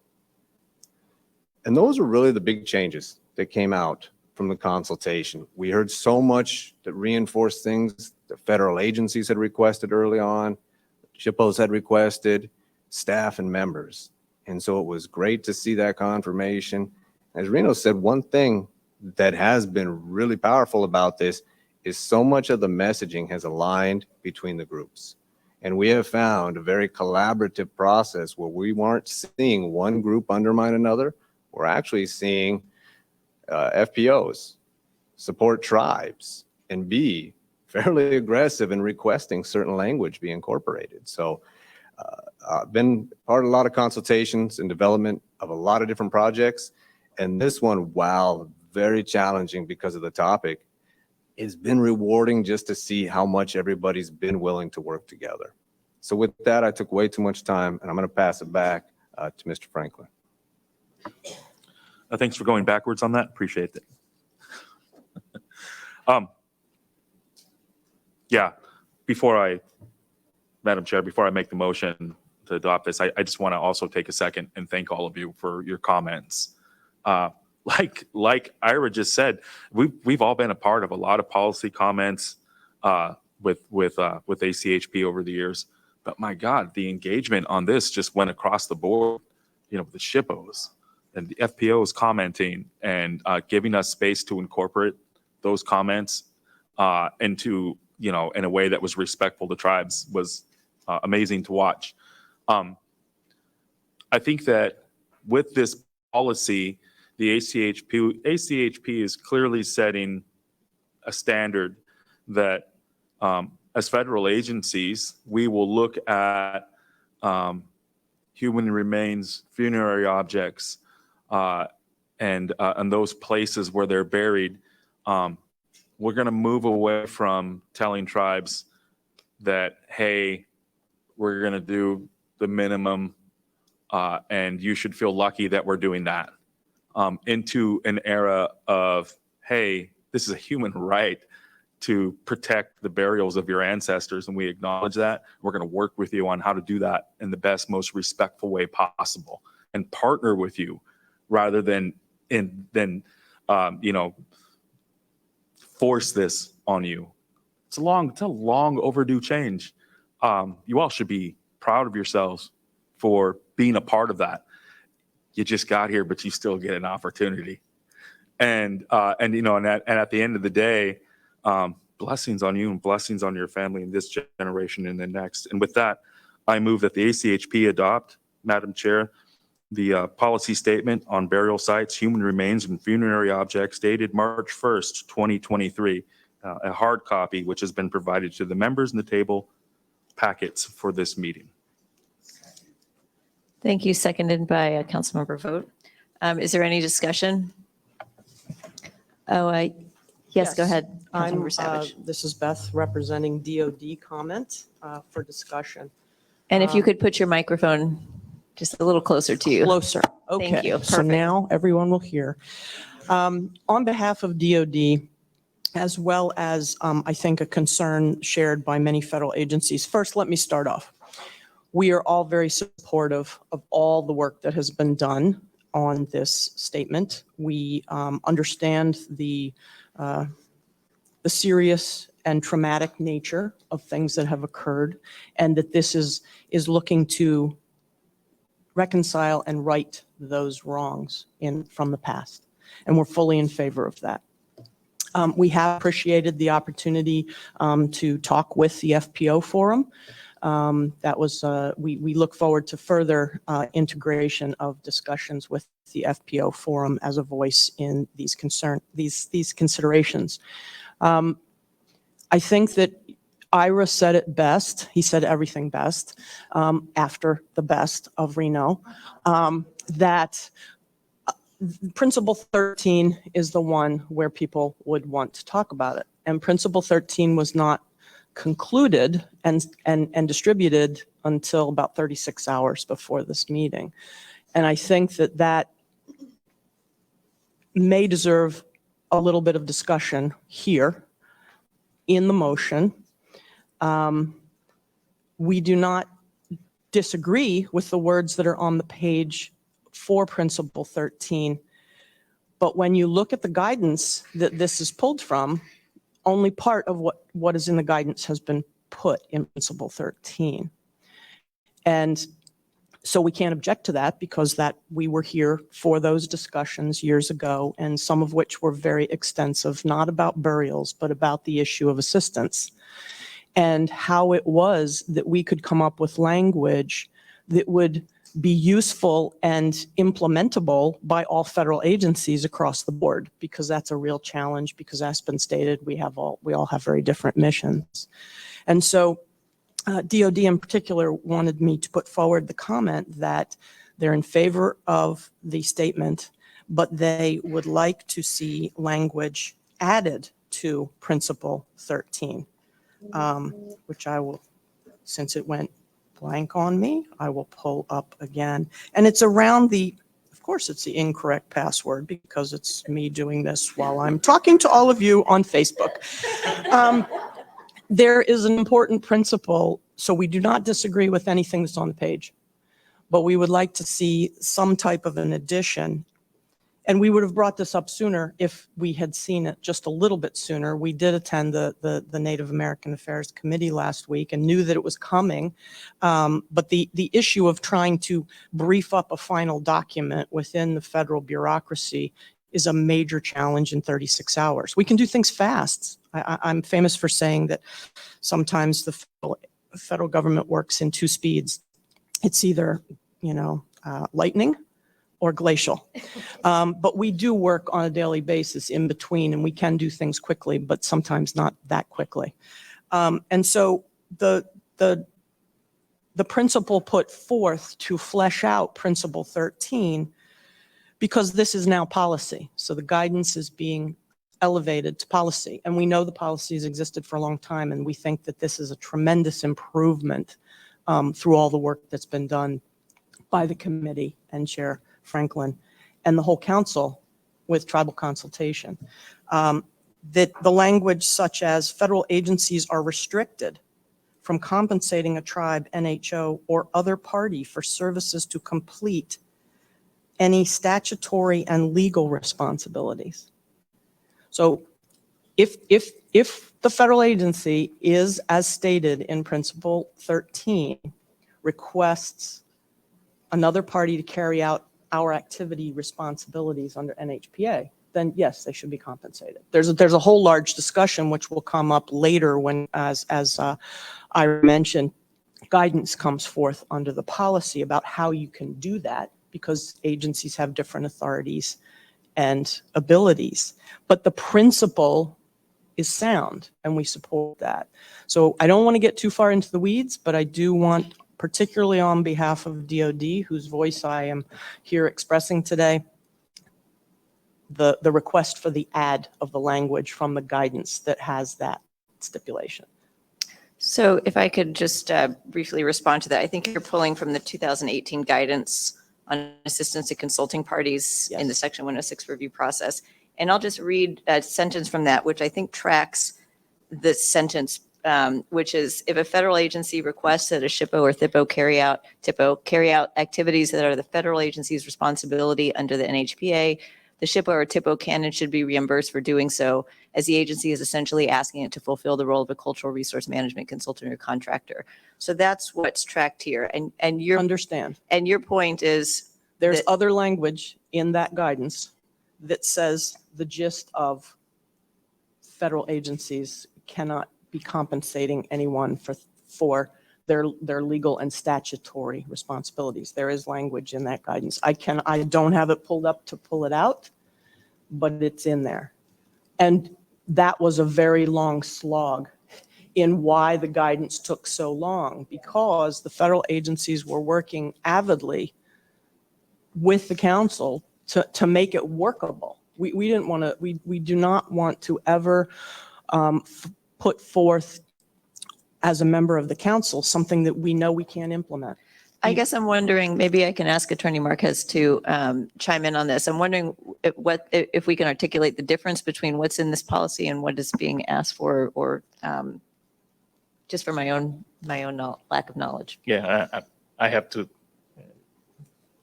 admit that I'm not sure exactly what it is, the additional language that you want.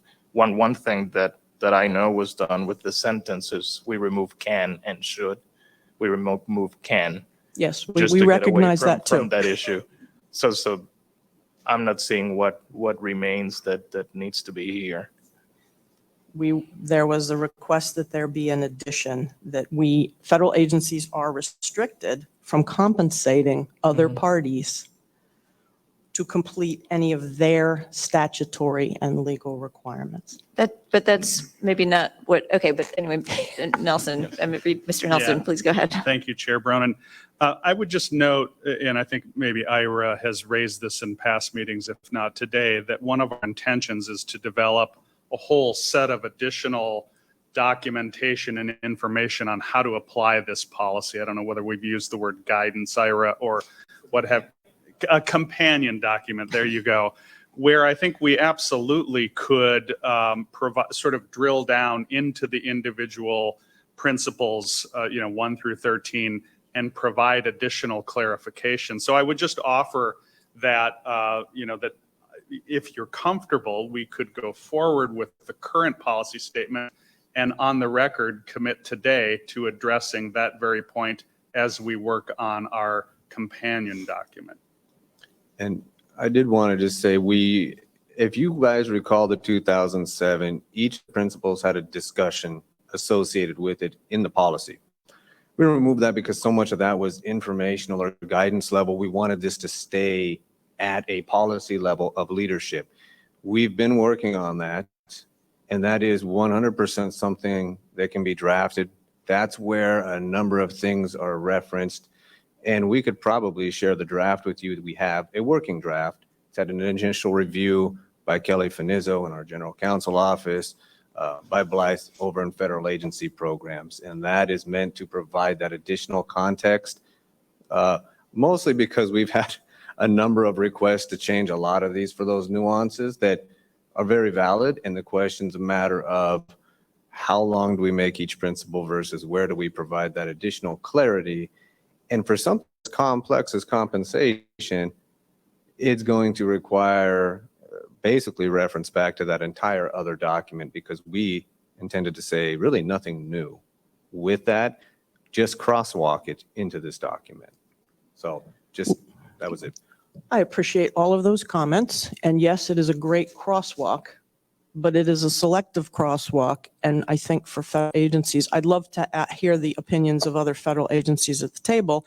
I think that the exclusion of that from something as high level as now a policy statement may be problematic.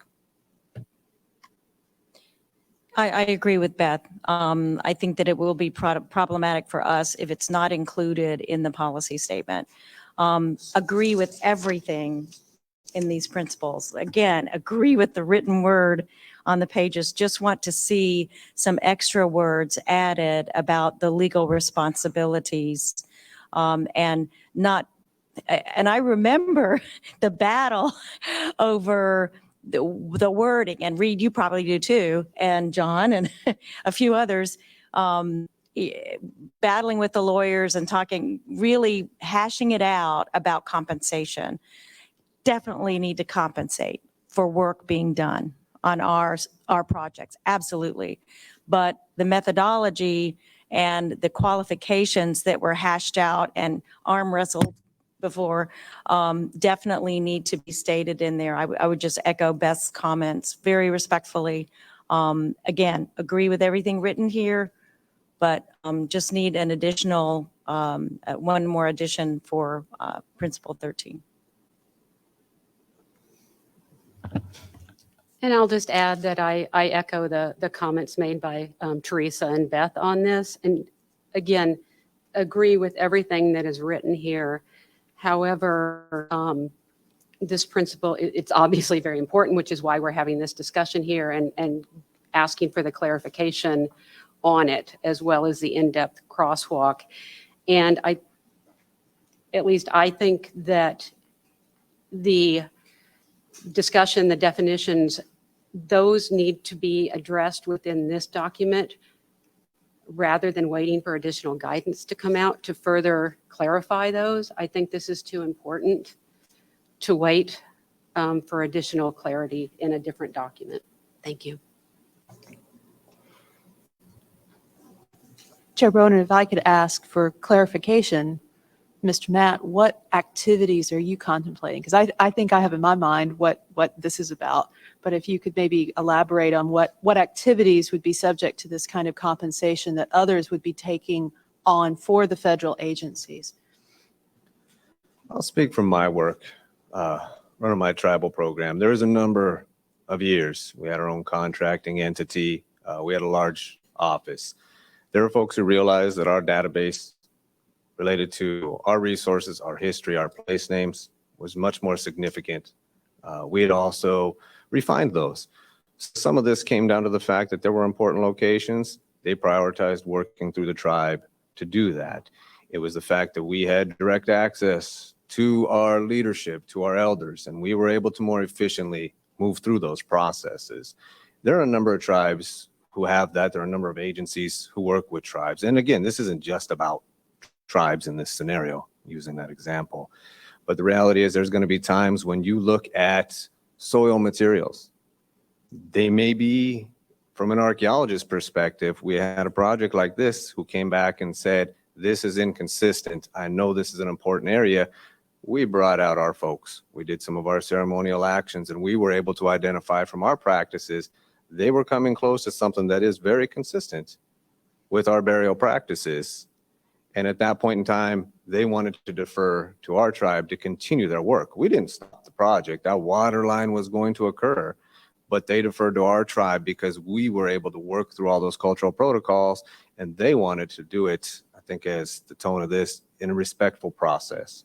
Again, we were a nonprofit, so it's not as if it was any sort of financial contribution. Other tribes are, of course, going to have other directions. People talked about reburial cost, transportation when things are brought out. There are a number of circumstances where these things might come up. But, and first, I do want to say, Beth's language is very understandable. We tried to make sure that when we talked about this, we were speaking about the NHPA, and that's why the NHPA language is in there. We're not talking about compensation with anything else. That guidance is for the NHPA in section 106. And some of that includes, last thing I'll say, rely on some things like elders, those experts that so many people want information from in that process. They need to be compensated to provide that information and to support. And again, the archivists at the tribe, where they're going to be getting this information, even research through site records, when this is not, a tribal-led undertaking, and they're really just finding ways to do better 106 that so many people do. I would just add levy work. A lot of the levees in California were built before NHPA existed. Unfortunately, what they use to build those levees are things that we bury for a reason. And when work is being done to recertify a levee that is, in this case, a lot of levees did fail in the Sacramento area. When work is being done to recertify those levees, unfortunately, they're hitting those things again. And they're making contact. Tribes are faced with, do we allow the damage to some of our cemeteries in order to protect hundreds of thousands of lives? It's a heck of a decision to have to make. And some tribes elect to say, let's protect the lives at a very detrimental cost to culture and history of tribes. And so that's also an example of an action that would be included in this. I'd say this, that, Madam Chair, I have no problem with adding the additional language that Beth is asking for and flipping what Ira had said. We can put in the guidance and address what exactly is meant there. So either way, it's just, there's more guidance that comes with this. And, I'm looking at everybody's favorite attorney at the table. Yeah, sorry, guys, how many attorneys are here? But my favorite's there. So let me just, and again, I'm still trying to kind of reconcile that guidance that we have with this proposed draft. Is it that the solution to this would be to reference the 2018 guidance by name in accordance with the 2018 guidance? It would be something like that, and we would actually even think that recognizing the desire not to make one principle much longer than the others, it could probably be done by reference in a footnote at the end of the statement, because there are many footnotes in the document. Okay, so the proposal is, and okay, so then I think we would reference this, in its full name, the 2018 Guidance on Assistance to Consulting Parties in the Section 106 review process, which further articulates the circumstances in which TIPOs can be reimbursed for carrying out activities under NHPA that are the federal agency's responsibility. And that would go in a footnote, and we could work on the sentence. I don't know if we need to actually state the full sentence here that we would add, but I'll turn to Attorney What Marquez we for would that. need is a motion to amend Reno's motion, saying, let's amend Reno's motion so we add a footnote and then state the principle that you're talking about. And that would be voted on before we vote on the main motion. Okay. Yeah. But just to my question on, do we need the full sentence? So for example, further articulation of this, the conditions under which the federal agency should reimburse or compensate tribes is found in, so And we then need cite the full. whole guidance, the formal title. Or actually, I would propose, if I were trying to construct this motion in my head right now, that it would refer to the document, the guidance document in the footnote, but it would refer to the specific section that it contains the language regarding where federal agencies may not, the language that says federal agencies may not or cannot compensate for meeting statutory or regulatory requirements.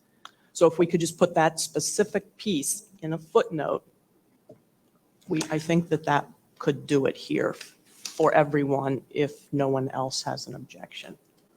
The document doesn't seem to be broken up into numbered sections, but there is the sentence, this is what you're talking about. When the federal agency, or in some cases, the applicant seeks the views and advice of any consulting party in fulfilling its legal obligation to consult with them, the agency or applicant is not required to pay that party for providing its views. That's, Okay, so there's no numbers in the document, so I don't know if we can refer to a specific section, but I'll turn back to. what you can do is move to amend Reno's motion so that this policy adds a footnote, adding that sentence that the chair just read through. I just didn't memorize it, And sorry. that is found in, and the full title. As found in. Perfect. And then at We the have title of gotten the, but, Yes, I always friendly. well, but the way that it works is someone would have to make that motion to amend, and it has to be seconded and then voted on. Okay. And if it succeeds, then your motion is amended that way. Then we vote on your motion as amended. Okay, so Correct. here we're going to give it a shot. Yes, please.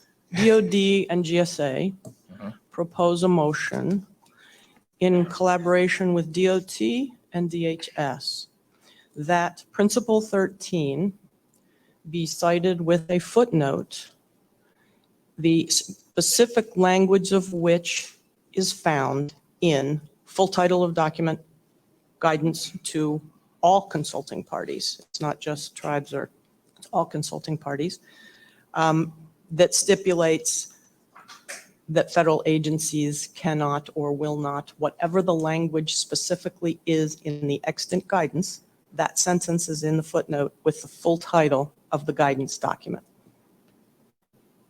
Do you want for me to read that one sentence? Yes, if the chair can read it. Can I clarify then we that this can is the have it. sentence you mean? And then you can say yes or no, and then we'll Yes. consider that a full motion? Yes. When the federal agency, or in some cases, the applicant seeks the views and advice of any consulting party in fulfilling its legal obligations to consult with them, the agency or applicant is not required to pay that party for providing its views. Correct. Okay, thank Okay, you. so they added that sentence as a footnote, and then maybe the phrase something like "as discussed in the 2018 guidance" full title. Correct. Oh, Perfect. so that is, if that is your the motion. motion, if By everyone's followed that. GSA, and we need DHS a seconds. second. Okay, thank you. Okay. Thank you. Is there any discussion on the amendment? Yes, Ms. Merritt. I was very confused by the discussion because Beth's characterization of the addition was that federal agencies are prohibited from providing this kind of compensation. But when you read the language from the guidance, it said federal agencies are not required, which is different.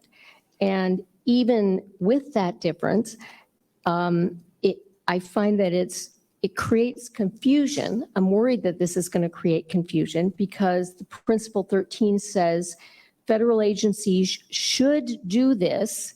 Second sentence, federal agencies don't have to do this. And I feel like that creates a confusing message. I think the difference, if I may, is that it depends on whose obligations are being compensated for. So it's the federal agency's obligations that are being compensated for. The tribes may be compensated or reimbursed. If it is the tribal obligations that the tribe has within the statutory framework, those do not need to be under the guidance, the 2018 guidance. Those tribal responsibilities don't need to be compensated or reimbursed. The second sentence, just after the sentence that was just included in the motion, is this does not mean an agency or applicant cannot voluntarily provide assistance to the consulting party to within the agency's authorities to dispose of the consulting party's obligations or opportunities under the National Historic Preservation Act. So I think that's the difference that I too was missing from the initial context, and I don't know if that helps to clarify. Yes, absolutely correct. The other thing is that the language, we didn't use prohibited in the guidance because different agencies have different authorities and they change over time. They may be given that authority. We're just saying at this time, they don't have to, but we didn't go the next step of saying they're prohibited to. I don't know if that helps you understand that piece of it. Beth's characterization was using words like restricted, prohibited, et cetera. So that's that- not being But that's not in the reflected motion. Okay. Yes. Go to her first. Not to muddy the waters any further, but I know that this document originated in more of a Native American focus, but it has since been expanded to be more of a universal document, if you will. And I think Mr. Franklin, you mentioned that, and so did Mr. Matt. My question is, for state law, reburial laws, non-NAGPRA, non-Native American context, is what we're contemplating here putting the onus on the SHPO or the state to do genealogy, to rebury, et cetera, when it's a federal action that has triggered what has come to the fore? I just want to clarify that to Betsy's point. I would clarify that is not what the intent of the amendment is. The intent is for the federal agency to bear the responsibility for the impacts of their undertaking and any mitigation that would be not to pass it off to anyone else. I think that the clarification, there are differing authorities, and as Javier just said, they change. Department of Defense has stated for many years that they are prohibited from doing this due to their certain authorities. They've been asked what authorities, and that was where the conversation stopped, because if an agency says they're prohibited, then they're prohibited, and they need to figure out a different solution. Where other agencies have more flexibilities inherent in their authorities, it is elected, and everyone is here. I really don't want to lose sight of the point that the amendment is not trying to put work off on any other parties. The agencies are responsible and assume that responsibility and need to go along with what is in this policy, and we support this policy. We actually think that the policy in 99% of what's written here will be helpful to federal agencies to have the clarity represented in the policy. But there needs to be an acknowledgement just of the difference, that this is not and we understand the word is policy, and I used to work for someone who said, oh, policy is merely a suggestion. But most of us don't take it that way. You do guidance, and policy is a step up. We believe in it, we want to support it, and we think that this footnote will support it so that federal agencies will get to affirmative votes on this. This will make it more actionable for us. Let me just ask Councilmember Bartos if what you mean to ask, since the SHPOs are specifically called out in the guidance in that sentence, if the federal agency requests a SHPO or THPO, if what you're asking here really is to add SHPO to the list in Principle 13, considering that it may not be THPOs that are the only consulting parties that may be required to be compensated to fill out the. Thank you, Chair Bronin, for that. That's very helpful, and I looked to Mr. Marquez. Maybe other consulting party covers the SHPOs. I don't know. Again, I don't want to have a wordsmithing exercise here, but thank you. If he believes other consulting party includes the SHPOs or the state agency that may be charged with burying remains or trying to find next of kin, that kind of thing. That is correct. We read or other party to include SHPO as well, I'd any find that- party, frankly. I'd find that satisfactory then from our Thank you. standpoint. Thank you. Just want to be sure that that discussion was on the record. So we still have the motion and the second on the table. Is there any other discussion about this item? Yes. So my question is, in looking at the compensation that you could otherwise be prohibited from making, which you don't, therefore you want the language that makes it clear that you're not required to make a compensation that you're required. What is a practical example of an activity that you might be required by virtue of this guidance that was proposed, that you want the language to protect the agency from having to make? I don't quite understand specifically what is a practical example of the issue. I can raise one, and maybe you can as well. For instance, SHPOs under the NHPA have specific duties for which, among other things, they get historic preservation funds funding. So what some agencies are arguing is that, say that the NHPA says SHPOs shall advise federal agencies in the 106 process, which is there. what agencies are saying is, we're not going to No, I get it. reimburse SHPO for duties that the statute places on So SHPO. for example, if they Yeah. were allocated funds for reburial, they're saying, well, you've got the funds for reburial. Why should we be putting out the compensation for that? Yes. Yeah, that's. And I would just add, on the other hand, when an agency is working to identify historic properties and potential impacts to human remains, funerary items, and objects, and it goes to the tribe, for example, and says, we need additional information about whether these sorts of properties are present and their nature, and we need you to help us identify those properties. That's an agency asking a tribe to carry out part of its responsibility. So this policy statement would say that in those circumstances where you are essentially asking the tribe to assist you as the federal agency in carrying out that responsibility, you should compensate the tribe. That I fully understand, but Yep. that doesn't go to the prohibited point, Right. Yeah. which is what I was focused on. Okay, that's very clear. Yes, Attorney Merritt. I have a follow-up question based on that. Would DOD say that in that case, if it requests a tribe to assist in the identification process, that DOD is prohibited from providing any compensation to the tribe? I can say that in a If you don't mind speaking into a microphone, I'm sorry. Sorry. And In repeat that your name, situation, please. Sorry. this is Kate Plimpton, thanks. Deputy Federal Preservation Officer. In a situation like that, the tribe would be paid as a consultant in that way. So that's how that would be handled. Thanks. Okay, we are still discussing the amendment which has been seconded. Is there any other discussion on the amendment, which is the addition of the footnote? Okay, seeing no discussion on the amendment, should we do a voice vote or roll call vote? We usually would do a roll Roll call call, but vote? it can Okay. be waived unless a member objects. Any objections to a voice call? Okay. Okay, So you can, yeah. so on the amendment, all those in favor, please say aye. Aye. Any opposed? Any abstentions? Okay, thank you. Okay, so with that, Chairman Franklin's motion has been amended to add the footnote. So now the discussion can return to the motion to adopt the policy now as amended. Is there any further discussion on that? Yes, Councilmember Finley. Thank you.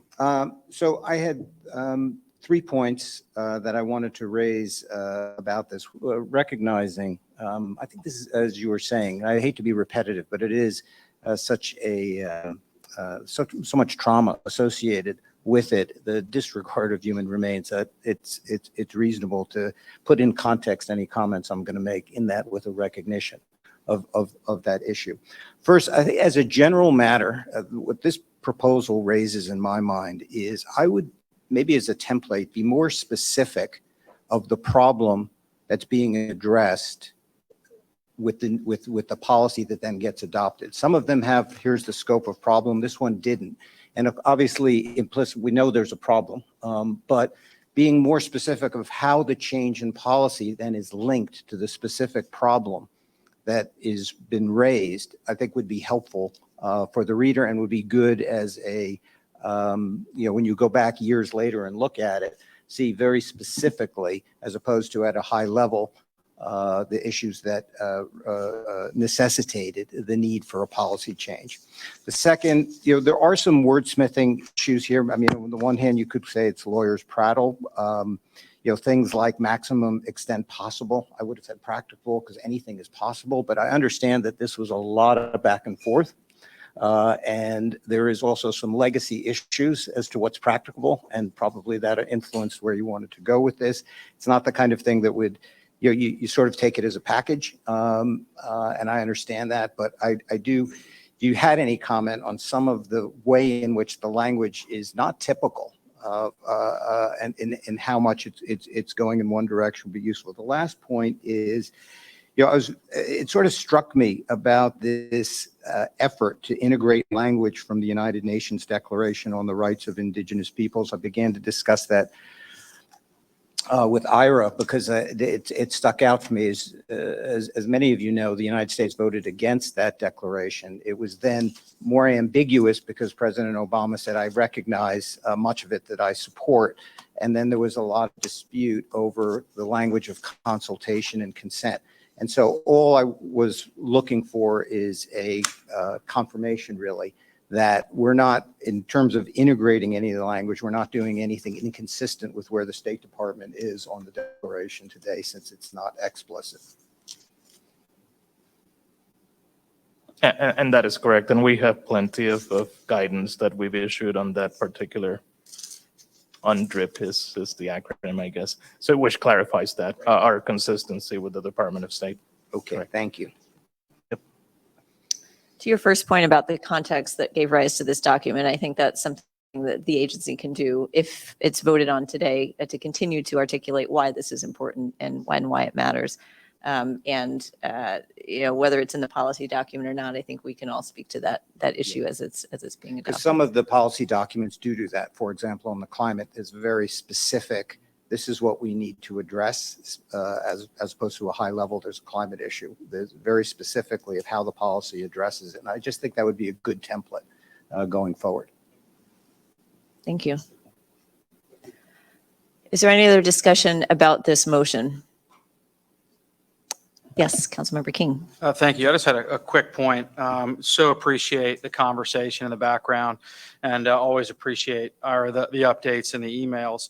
As one who's done almost a decade's worth of work trying to identify and protect unmarked burial grounds of underrepresented communities, there's so much great information that y'all been able to pull together. And I just want to make a plug for perhaps the CEO committee to really work with y'all on the development of informational resources, because we are flying blind at the local level trying to undertake some of this work. And there's so much great information that y'all have been able to sort of articulate clearly and effectively that I think would have a tremendous benefit. So I would just like to encourage, I know that's one of the implementation principles, and I think that's really important, and just would be a full encouragement of that. Thank you.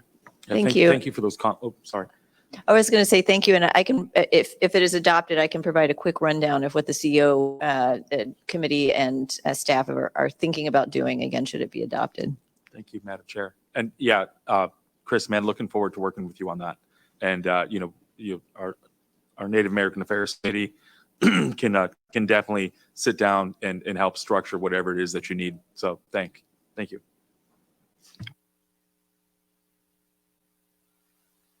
Thank you for that comment. Is there any other discussion on this item? Okay, so with that, Shayla, I will turn it over to you on the roll call vote for the motion to adopt this policy as amended. Okay. Vice Chairman Jordan Tannenbaum. Yes. John Finley. Yes. Proxy for Rick Gonzalez, Vice Chairman Tannenbaum. Yes. Christopher King. Yes. Luke Nichter. Yes. Jay Vogt. Aye. Reno Franklin. Aye. Robert Simison. Aye. Representing the architect of the Capitol, Joe Imamura. Yes. Proxy for the Secretary of Defense, GSA, Beth Savage. Yes. Representing the Secretary of Homeland Security, Teresa Pullman. Yes. Representing the Secretary of Transportation, Colleen Vaughn. Yes. Representing the Secretary of Veterans Affairs, Michael Brennan. Yes. Representing the Administrator of GSA, Beth Savage. Yes. Representing the National Trust, Elizabeth Merritt. Yes. Nick Schippo, President, Ramona Bartos. Yes. And representing NAFPO, Valerie Grusing. Yes. Chair Sara Bronin. Yes. Madam Chair, that motion passes with unanimous ayes. Great, thank you so much. And just a couple comments in the wake of our successful adoption of this policy. Once again, thank you to the Office of Native American Affairs, to IRA, to Chairman Franklin, To all of those parties out there who gave consultation, feedback, and guidance on this extremely important policy, we sincerely appreciate it and hope to do justice to your involvement. Certainly, we owe it to our ancestors, as Councilmember King said. It's so many underrepresented groups that this affects most. I loved your Arlington Cemetery, the difference, and I think it was well stated. I do want to just make a couple comments about the fact that this policy, like other policies we will be considering, builds on prior guidance. And so I very much appreciate Councilmember Savage's reference back to guidance. I think just like in the law, we use precedents, having those precedents and pulling from them, pulling them forward and then revisiting them as they become obsolete is something that is really important. Certainly to the confidentiality policy, which is a very important policy for the agency, referenced through this document and beyond. I will say too that the implementation section, which contains 5 items, is merely a baseline. So these are the things that we've put in writing that we will do. Of course, there is sufficient interest in this policy that suggests that in the coming years, we could build on what is stated in the policy to continue to integrate it into our other policies, our guidance, and perhaps beyond. I think we will see in our next discussion on Indigenous knowledge an opportunity for us to continue to do that. And again, to build on that precedent, to build on that guidance going forward. To answer Councilmember King's question just on ways that we might get this information out. Again, thank you to Susan and Lynn for developing an outward-facing implementation plan, which is not included in here. But just to give you an idea, we will be doing a press release about this. We will be working on social media. I've been drafting an op-ed that will hopefully go out to not explain not only why we adopted it, but the opportunity for others to consider adopting it as well. And we will be looking for opportunities to speak about this. So if I'll put that out there to all of you, if you have groups, reporters, news outlets, places where we can really use this to get the word out about this policy and the importance of adopting it, not only as we have done here, but also to use it as guidance for other groups. Certainly, we welcome that. We can work with CEO on that and chairman of that committee, Mr. Nichter. Yes, Dr. Nichter. Yes, Dr. Pullman. And by the way, I know you're a doctor too. There's too many doctors in this room. I apologize for calling you this earlier. So Hey, go ahead. Yes. just as a suggestion, the Council on Environmental Quality has put out a lot of things on climate change. Each federal agency is responsible for developing what is called a climate action plan. And so on an annual basis, we are required to update those climate action plans. And I might suggest that ACHP, with the policy here and principle number 12, especially point that out, and maybe work with CEQ to include it in some future climate change guidance, because I haven't seen it specifically called out in that. And so just a suggestion, Jomar, not to put more work on your plate, but just kind of a suggestion for those folks over in the White House EOP to include that as part of their climate change guidance. Thank you. I think that's an excellent suggestion. And we'll be meeting with Chairman Mallory at some point soon, maybe next week. And we'll certainly put that on our agenda. And it looks like Vice Chairman Tannenbaum may have an additional comment. I wanted to pick up on Principle 9, and Ira mentioned historic trauma. And I'd like to, if I can be of any assistance in that, I'm not exactly sure how that will be implemented, but I know it's needed. And having some experience, considerable experience in that area, I think I might be of some assistance in doing that. I think it's very, very important. So, thank you. Absolutely. Thank you. And I will turn back to Chairman Franklin for comments as well as possibly discussing the next item. Yeah, we have like 11 more things. So.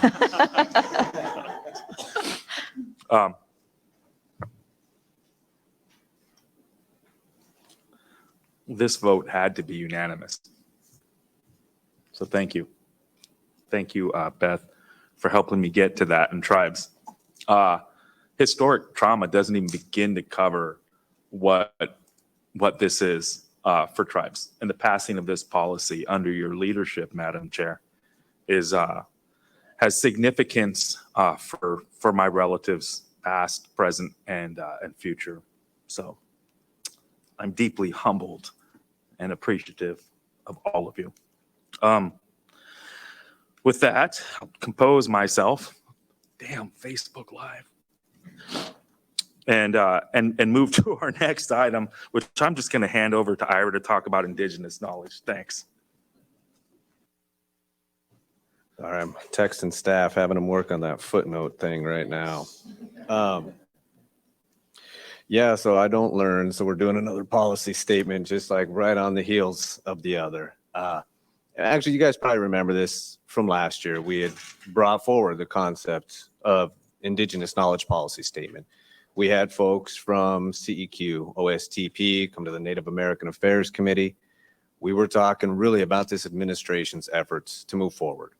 And both Native American Affairs, federal agency programs seen a need for this council to take those positions and really clarify where the ACHP is on Indigenous knowledge, its role in historic preservation, the Section 106 process, to support it as an independent, valid line of information.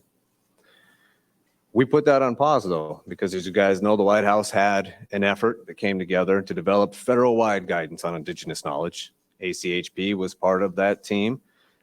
And we were, very happy with the product that came out of it. But I think as Shasta Gon noted very eloquently, that does not address historic preservation, because the reality is when that was being developed, agencies, all spectrums, from healthcare to natural resources to infrastructure, it was broad. And so it didn't provide us, for the work that we do, enough specificity. And really, it only mentioned historic preservation in passing, with discussions about the National Historic Preservation Act and a few other elements. So we are reviving this effort. We brought it back to the committee. And as I was just showing Mr. Finley, we crafted an outline to say how exactly can we advance Indigenous knowledge, this process, this policy statement. And I'll tell you guys right now, and we'll try to keep it quick, we're going to follow that same outline that's really in the burial policy. We're going to, have the preamble to set the tone, which right here identifies the need, defines how the policy will meet that need, right? Orients the reader and incorporates any authoritative resources. But the big components will be the principles, the things we bring back to you all, things that we've already heard through prior committee meetings, and we provide to make sure that that's out there. And the important part, much like the burial policy, is about the implementation, because we don't want to just make broad statements. We want to figure out how we can action what it is that the leadership here is going to condone. This is just starting. Just like with the burial policy, we're going to start with rounds of listening sessions. We want to start that off here in late March. We're going to do a series of 1-hour listening sessions with tribes every week. We're going to host some for Native Hawaiians on the weekends so they can actually participate. Because as many of you know, not a lot of them are working within a structured government that allows them the 9 to 5 to participate. We want to accommodate their schedules. We'll be stepping back over and asking Beth to host us at the FPO forum. I know Caroline's not here. We'll meet with DOI and we'll go through Eric to work with the SHPOs all early to inform the development of that. And hopefully by the next business meeting, we'll have a draft and we can continue to work on this. You'll see it in between at committee meetings. We'll have the webpage for you guys to access. We'll annoy you by also putting it on the OneDrive so you guys can access it. The process will be similar. The difference, I think, being we're not building off of a prior policy where we tried to stay within some of the sideboards that were there and create and expand a little bit better. This is something, it's an original creation of this body right here, the members. We have a lot of great energy in this arena. I said with the White House guidance, I know Interior, the Assistant Secretary noted that the Department of Interior is creating their policy on Indigenous knowledge. Language is now in the Traditional Cultural Places Bulletin and also and National NAGPRA. So we, and the plan has always been to work in tandem with our teammates to figure out how exactly we can advance this. So we're all saying something that works together. We're not in any way undermining other efforts or creating roadblocks. And I think you're going to see some of the same content from the burial policy probably brought into that Indigenous knowledge policy statement. I have a feeling we'll be talking about compensation at some point. We'll be talking about things like climate plans, but we'll be talking more broadly. The request from, I believe at the time, Jordan and also Jay, inclusive, comprehensive. And so that's the direction we're moving on now. And when these listening sessions come out, we'll make sure and share it with everybody. But that's our first step, is to basically hear from everybody and bring it back so that members through committees and through this forum can further advise and inform. And we will leave it with that. I'll turn it back to Reno for any closing words. Yeah, so just as with this burial policy, I found it meaningful to invite you all to participate and listen to tribes. And we'll do that again. If you, especially with, TEK or Indigenous knowledge, it's a great opportunity for council members just to hear directly from practitioners.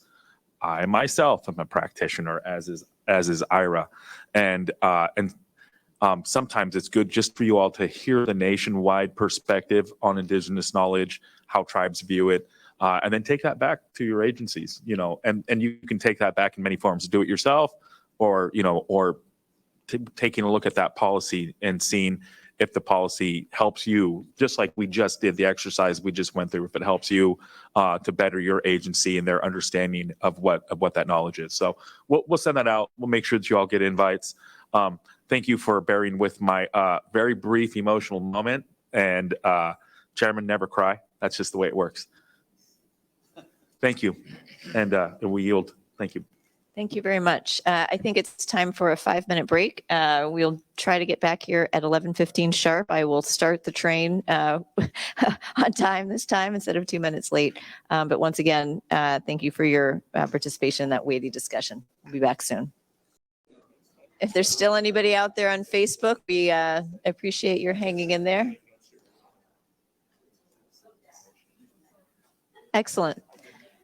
Okay. So with that, we're going to turn to agenda item number 6, section 106. The first item on our list is the Army program comment on Vietnam War era historic housing, associated buildings and structures and landscape features. Quite a lengthy title. I'm going to turn it over to Councilmember Vogt, who chairs the relevant committee, to take it away. Thank you, Chairman Bronin. The Army has resubmitted a request for a program comment on Vietnam era war housing, associated buildings, structures, and landscape features. Now, the membership voted not to offer a comment in response to the Army's initial request at the October business meeting.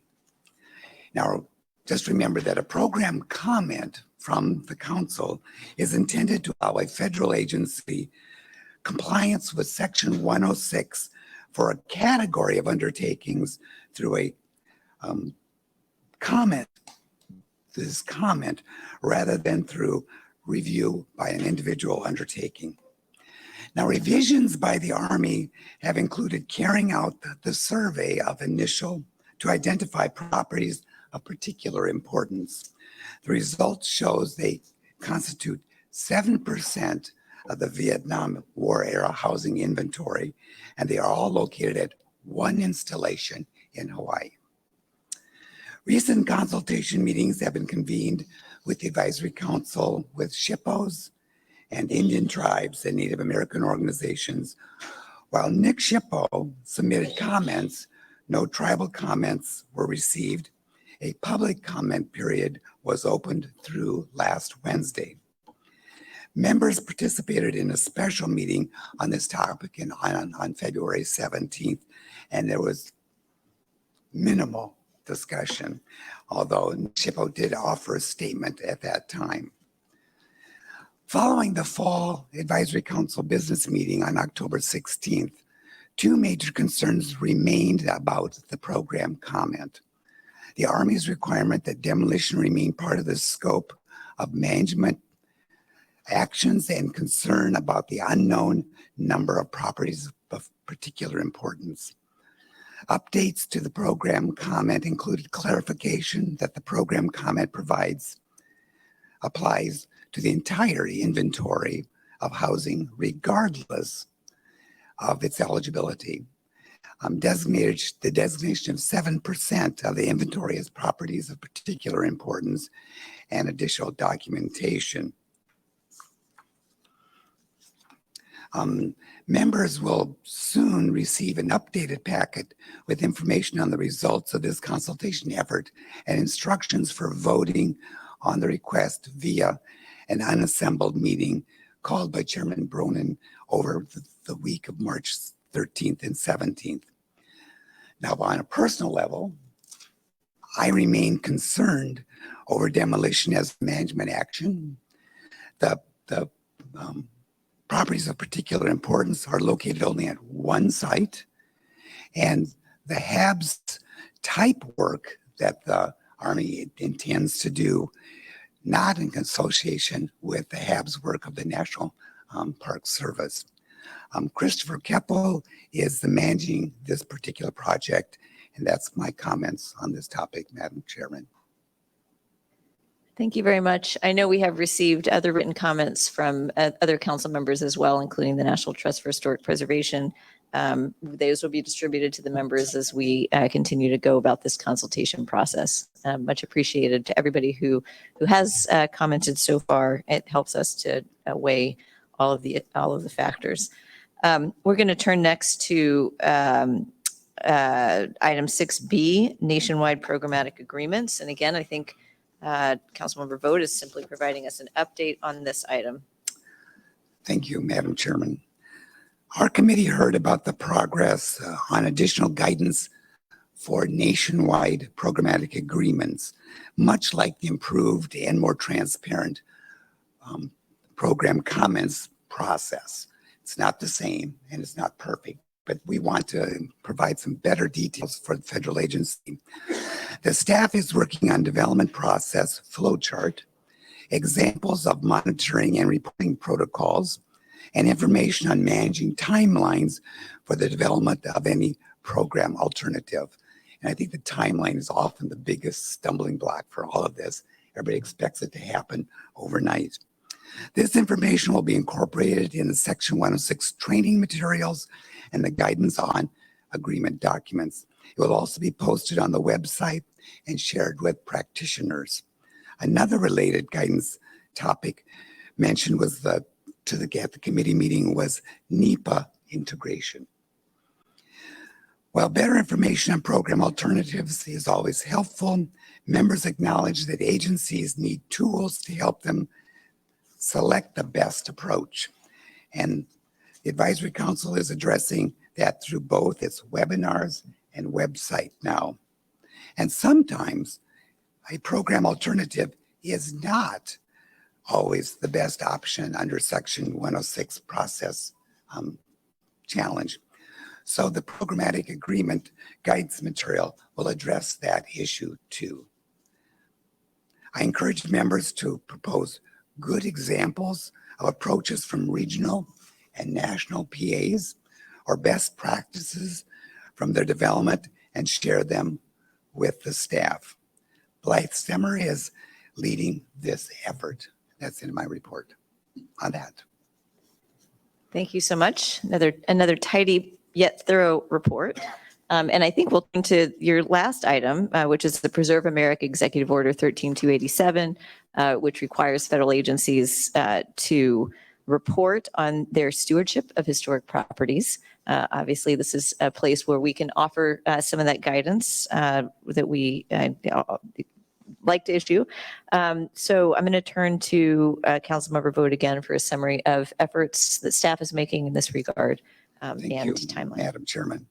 The next report under Section 3 of the Preserve America Executive Order 13287 must be delivered on February 15th, 2024.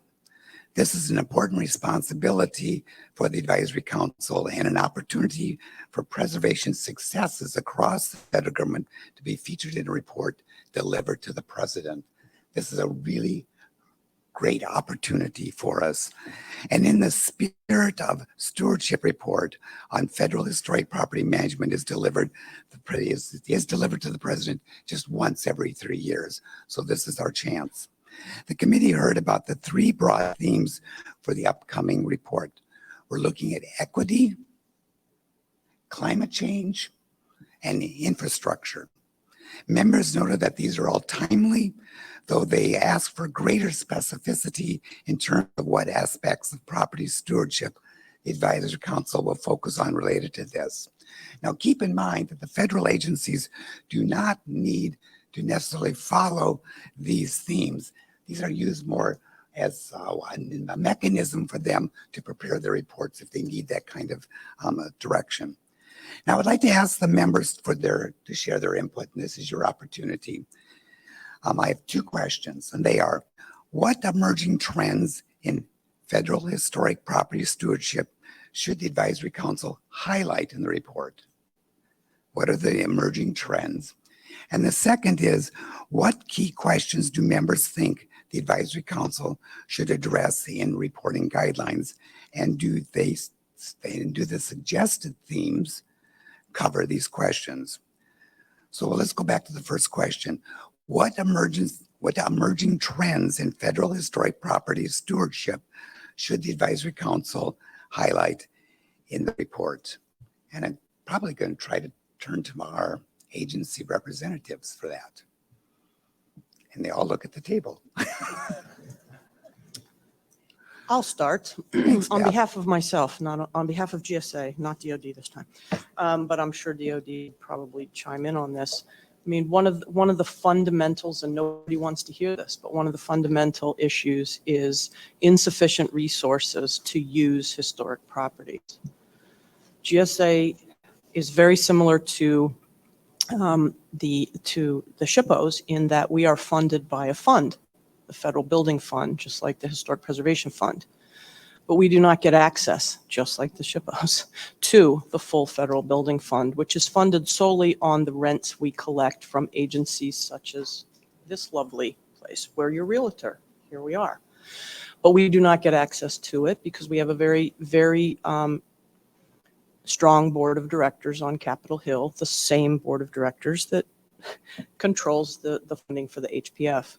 So GSA has been lobbying for some time in a whole variety of ways ever since the Federal Building Fund was created as a true revolving fund to get full access. So what this means is that we don't have enough money to maintain our owned inventory. And I use the word owned generically. We don't use that term, but we have 515 historic buildings. And how do those buildings rank and rate for very scarce reinvestment funds? One significant repercussion of that is historic buildings are often looked to first to be in what is known as generically the disposal pipeline. So that is going to be a trend that continues. We work in various ways in the asset management process with our portfolio and budget colleagues. We have come up with various tools to try to demonstrate in empirical data that reinvestment in a historic building is often a better cost benefit than a newer building, but there's so many different factors. So it really is for us, and it has been for some time, significant funding to maintain our inventory. And then how difficult it is for historic buildings to compete among all of our we have about 30% of our owned inventory are historic buildings, but more significantly for GSA, when I'm talking about rentable square footage, those buildings comprise about 40% of our rentable square footage in our inventory. And so how is it that we can have a better message regarding the prioritization, which we work on daily, of historic buildings in that funding scenario?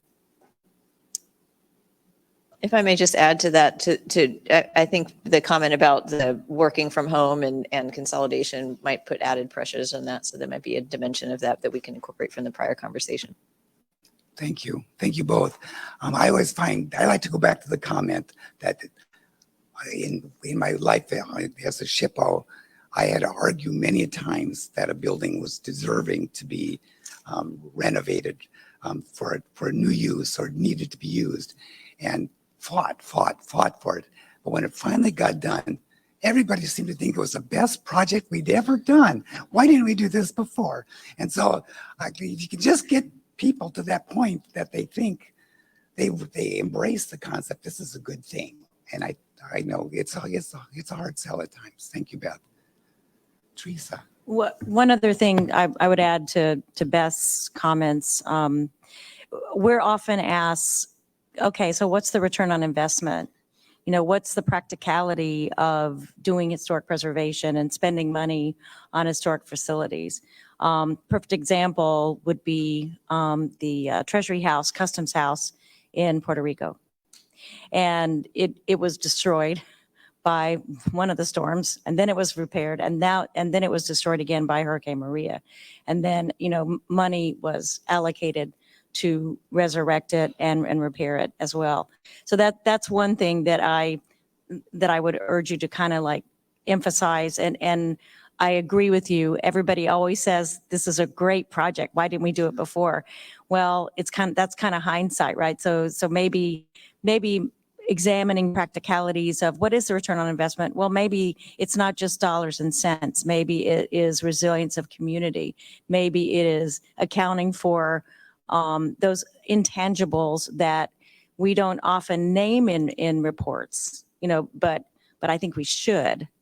And the other thing is climate change. Again, I'm going to kind of foot stomp that because I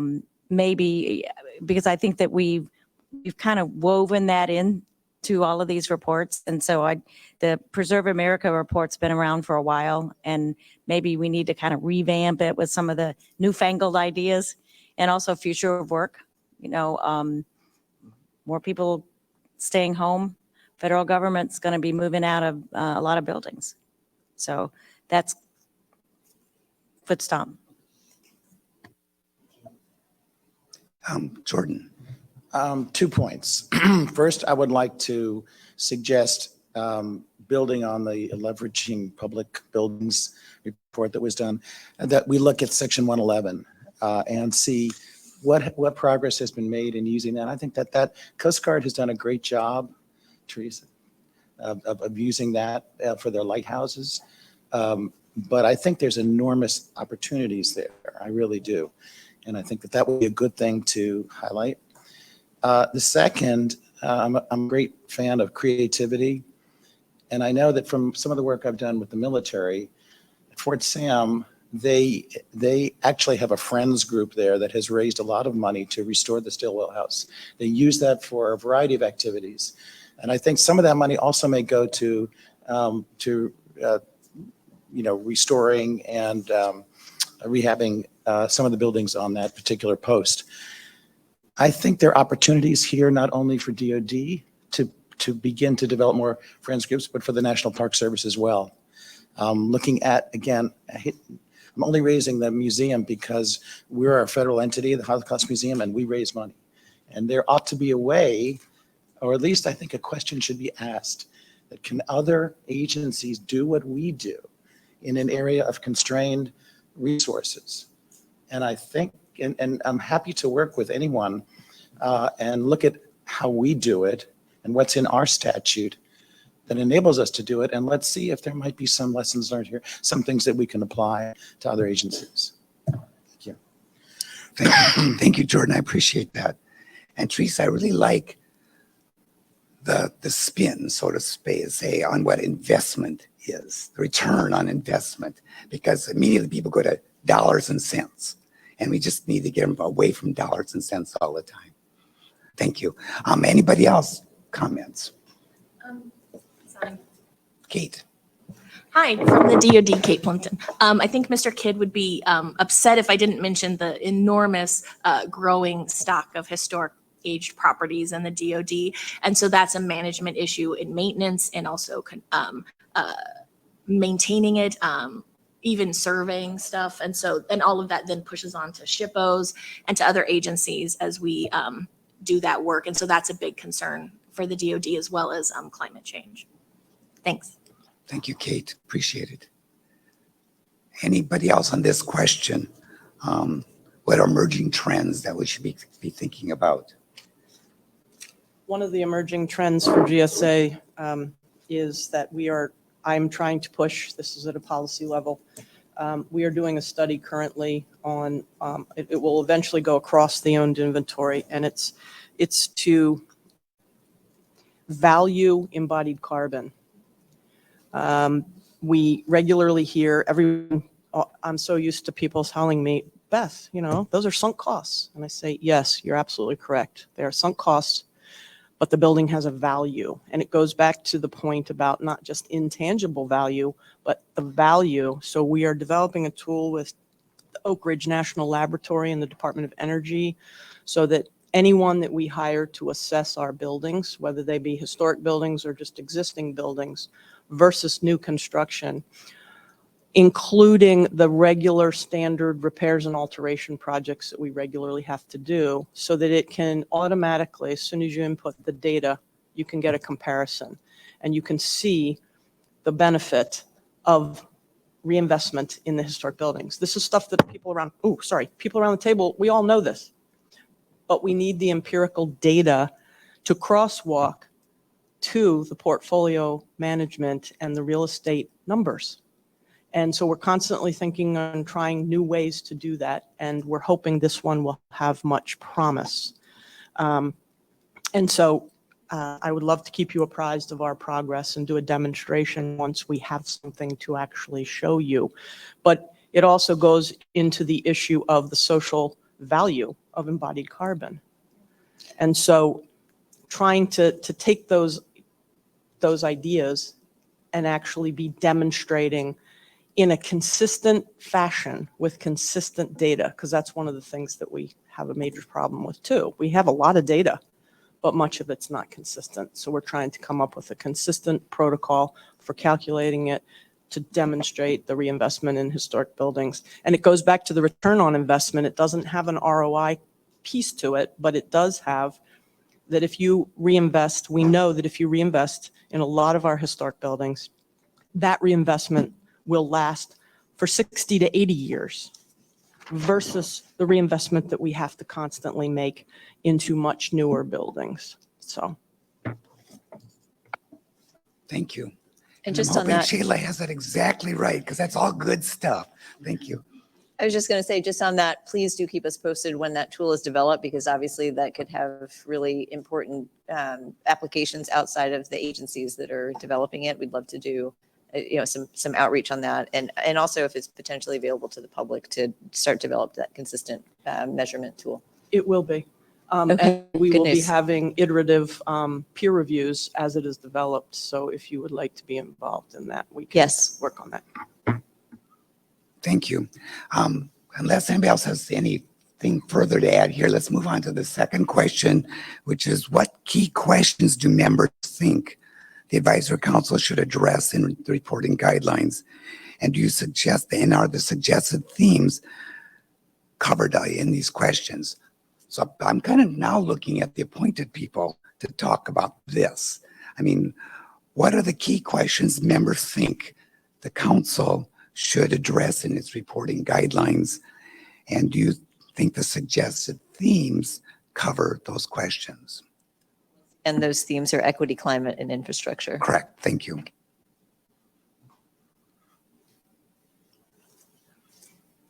I don't have any go-to people on the council people.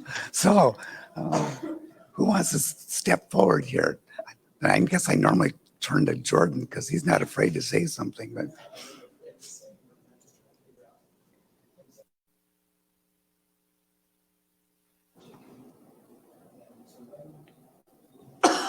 well, we're considering the themes of equity, climate change, and infrastructure as being covered. But what kind of questions should we be asking the federal agencies in terms of preparing this report, the information we want to get from them? And will those questions get to, and are these themes that we've come up with getting to what's important for the administration to hear and learn about. Beth, I heard your light was on. I was just going to say, I think you heard at the committee that these are great buckets and they're important to all of us. And I think that there are two ways to look at it. One, you ask very specific questions that you want answered, which some federal agencies won't really have answers to, or you keep it more broad. And the federal agency is going to tell you, which can sometimes be even more illuminating than the questions we might think of, what comes out of it. Okay, good point. Thank you. Ramona. I'm going to try to articulate. I have all these different swirling around ideas with this, but to build on some of the comments about, we already have this building built, Carl Elefante's thing about, the greenest building and all of that. But I keep thinking of the taxpayer investment in these buildings. We were in the Supreme Court yesterday. Thank you, Chair Bronin, for that. 90 years old, very usable building. Why fix it if it ain't broke kind of thing? It's almost like we sort of have this race to, we need new flashier headquarters building. Thank you, DHS, for using St. Elizabeth's Hospital. I understand the president is there today. I hope someone whispers in his ear, oh, by the way, this was already a taxpayer invested property from 100+ years ago. And it would be interesting, and I don't know if this is possible, back to we don't always have all the answers, but how much money did taxpayers in 1890 put into this? How much did we put into the Capitol? I think you have some numbers on that for the Dome, for example, versus if we went and bought a new piece of property and had to put all the infrastructure in, the water, the sewer, all the unsexy stuff that we don't always have to really think about, but is it cost? We did that versus just keep working on the building we have that's very serviceable, that might have had some pre-electrical climate change or climate systems, and can we bring some of that back versus just air conditioning and throwing in steam plants everywhere? I don't know the answer to that, but just maybe thinking a little bit outside the box from the questions we normally think about. In other words, do we only really spend 40% of this on a historic building versus 150% for big flashy new headquarters or building? I don't know. I hope that makes sense. It's a little rambling, but what actually are we spending? What actually is going out of the public coffers for these buildings? Whereas we have something that already works really well and is a landmark, reminds people of where they are. I know I'm here, it doesn't look like a brand new place. So just some thoughts. Thank you, Ramona.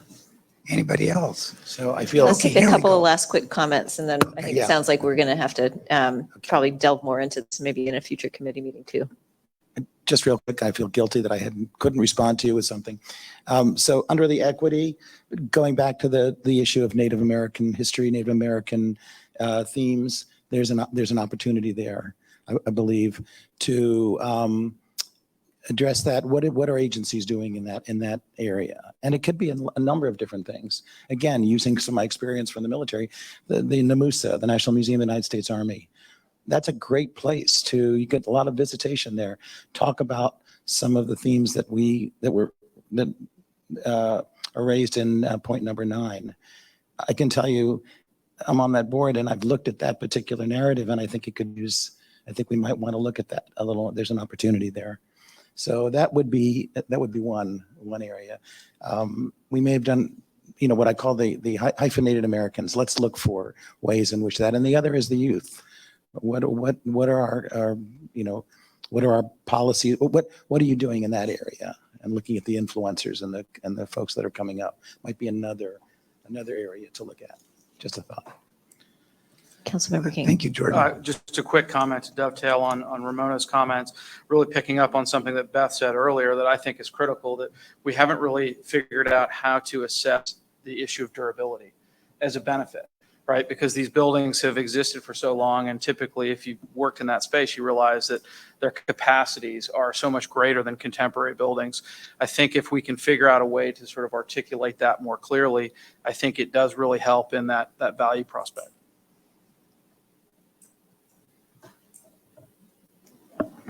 I love it when these great comments come out. Thank you very much.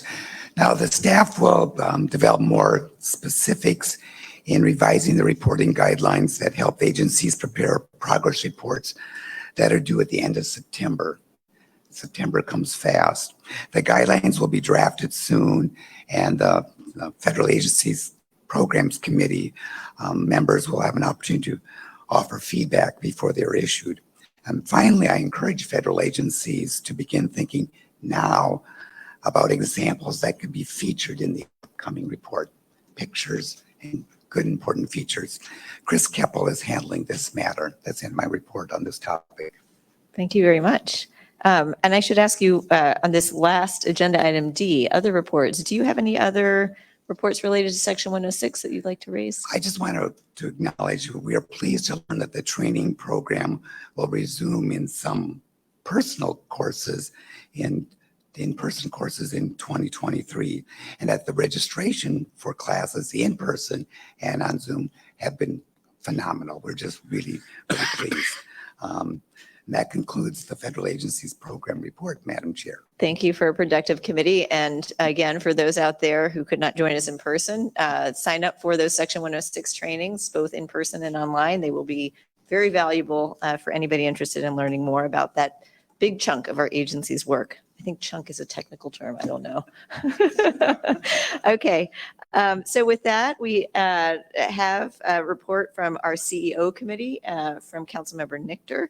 I'll let you take it away. And I've enjoyed all of these committee meetings. They've been very productive and engaging. And this one I think is public, so public facing. I think it's great. Go ahead.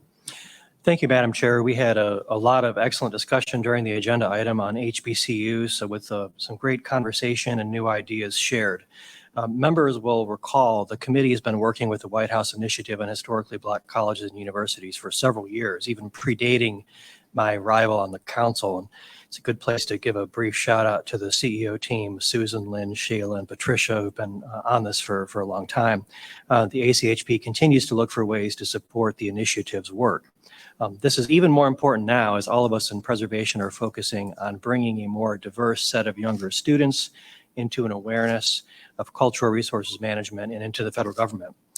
Webinars directed to HBCU students and faculty are drawing in we see kind of growth taking place in our audiences, and the engagement's also excellent. Last week's webinar on cultural preservation efforts at the Gullah Geechee Nation had more than 80 attendees, and as always, the Q&A conversation was enthusiastic.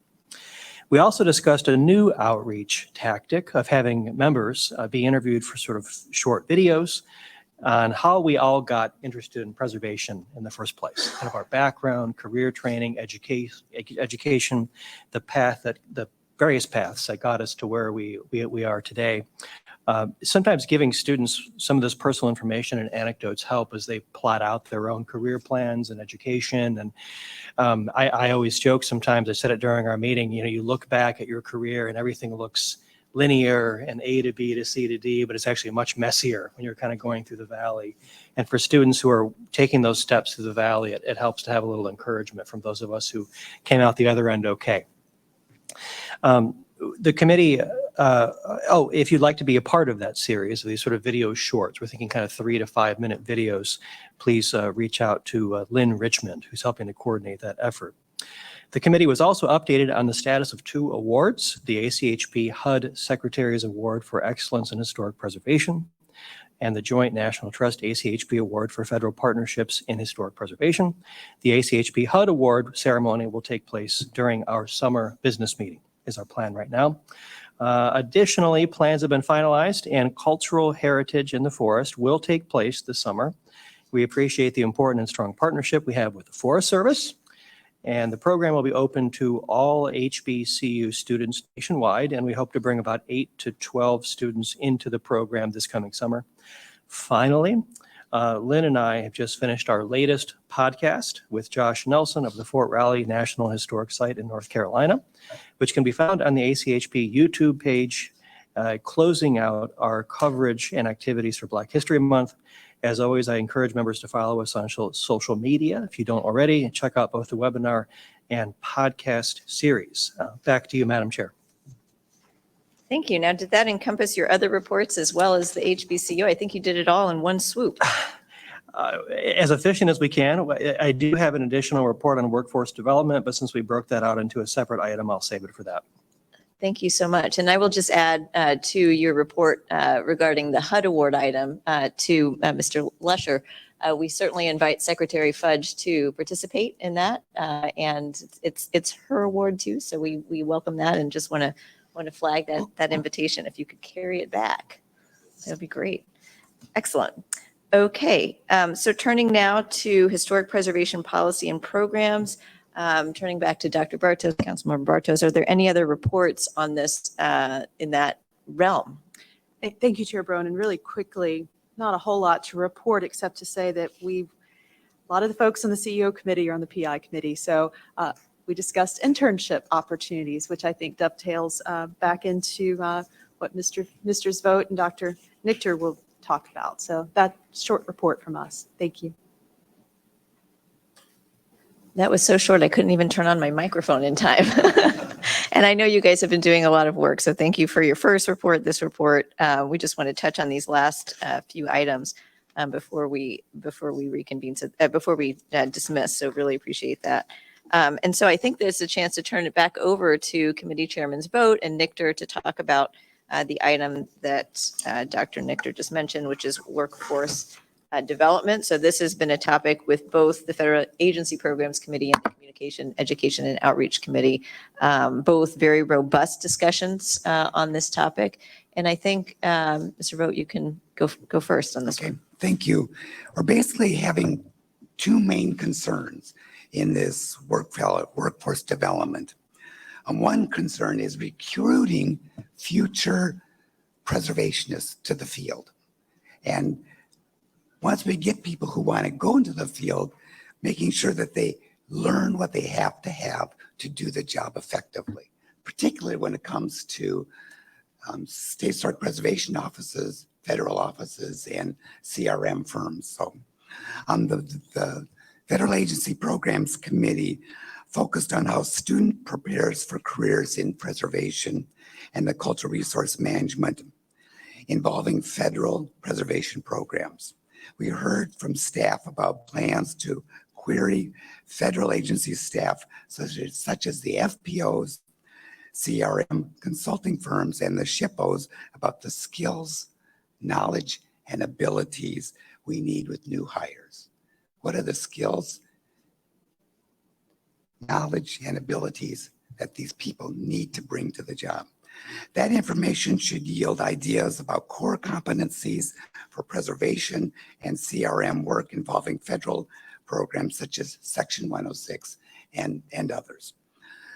To understand what kind of gap exists in our academic curriculum, the Office of Federal Agency Programs will collaborate with the Office of Communication, Education, and Outreach on gathering information from educators who are training students on preservation-related disciplines. The spring semester training program intern, Taryn Jones, will also be hearing from faculty who teach courses where Section 106 is covered at the upper level of undergraduate and graduate levels. His analysis will help the Section 106 training program update and create materials and formats responsive to the learning interests of these students and the needs of agencies. Federal Agency Program Committee meeting members are particularly interested in whether students can participate in practicums. Is there some technical, practical ways that these students can learn and other on-the-job experiences that offer apprenticeship-style learning where they can apply their coursework. Positive descriptions in the position descriptions in the federal government and outside federal government for jobs that also work with federal preservation regulations could benefit from a greater consistency in how similar the work is described. Those job descriptions, if they can start to sound and read a little bit more the same, will provide some better sense of what everybody needs. And defining some core competencies for Sections 106 related work might assist there. We are concerned that the mismatch of education programs and the expectations of hiring agencies are not being met. We look forward to learning more from the field and hearing an update on staff analysis at our next meeting.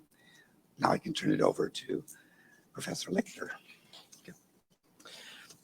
Well, thank you, Madam Chair. I'm pleased to participate in this joint report with my friend, the OFAB Chair, who covered everything so expertly that I'll just try to fill in a few details from the perspective of OCEO without repeating anything already stated. So this is obviously a multifaceted problem. And in CEO, our approach has been to engage with academia, faculty, and leadership at high schools through the college and university level, as well as hearing from practitioners and professionals about what they're looking for in terms of building skill sets for the next generation. A few things we've done and a few items came out of conversation in our recent committee meeting. OCEO has created a historic preservation workforce development webpage to house resources for those interested in moving into CRM. OCEO will take the lead on one of the listening sessions that you've heard of. So the first one is with employers, and the second one is with educators and those involved in managing relevant academic programs. And the one that CEO will be working on will be hearing from educators and academics. And so we discussed this at our last committee meeting, and you'll be hearing more about that at our midterm committee call, as well as in the summer business meeting. We also got a lot of great suggestions related to the listening sessions, how we might construct them, who we might invite, the kinds of questions we might throw at them once they're taking part in the session. For example, Vice Chairman Jordan Tannenbaum also suggested we create a module to share with teachers to talk about what the ACHP does and how to get into historic preservation careers. In other words, don't assume that people already know what the ACHP is and what we do and everything else. We are the center of our own universe, but others may not be there yet, just yet. And that echoed a broader discussion from other members about to making sure we're doing an adequate job of explaining just what the ACHP does, and even more fundamentally what historic preservation is or is not. Also, coming across in discussion is a perception that students have a lack of practicums, internships, on the ground training, and field school opportunities that students have.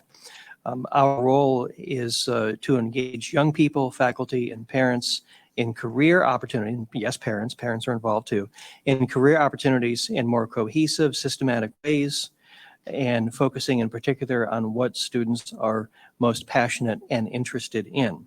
And on that note, doing a better job of determining what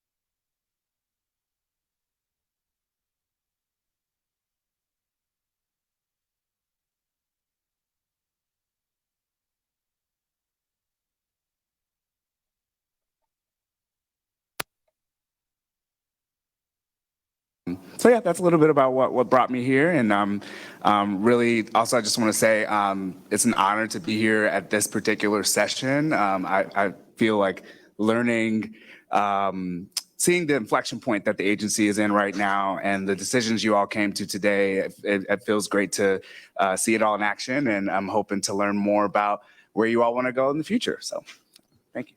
Thank you so much. Thank you and welcome for being here. And I know I'm going to get a chance to work with you directly, and I'm really looking forward to that. So thank you for being our fellow. Excellent. So I don't think there's any new business. I believe it is noon on the dot, and as much as I love historic preservation, I also love lunch. I do want to mention that we have business meetings at July 11th through 12th and November 14th through 15th. So please mark your calendars. Hopefully we will get a bigger room as long as things don't go the other way, and we'll be able to include more members of the public and agency officials in this meeting. So thank you again to everybody, and a special thanks to our excellent staff who has done so much work to prepare for this meeting, to get us to this point, to do the kind of consultation both with us as council members and the general public so that we can have a smooth meeting that ends right on time. Thank you.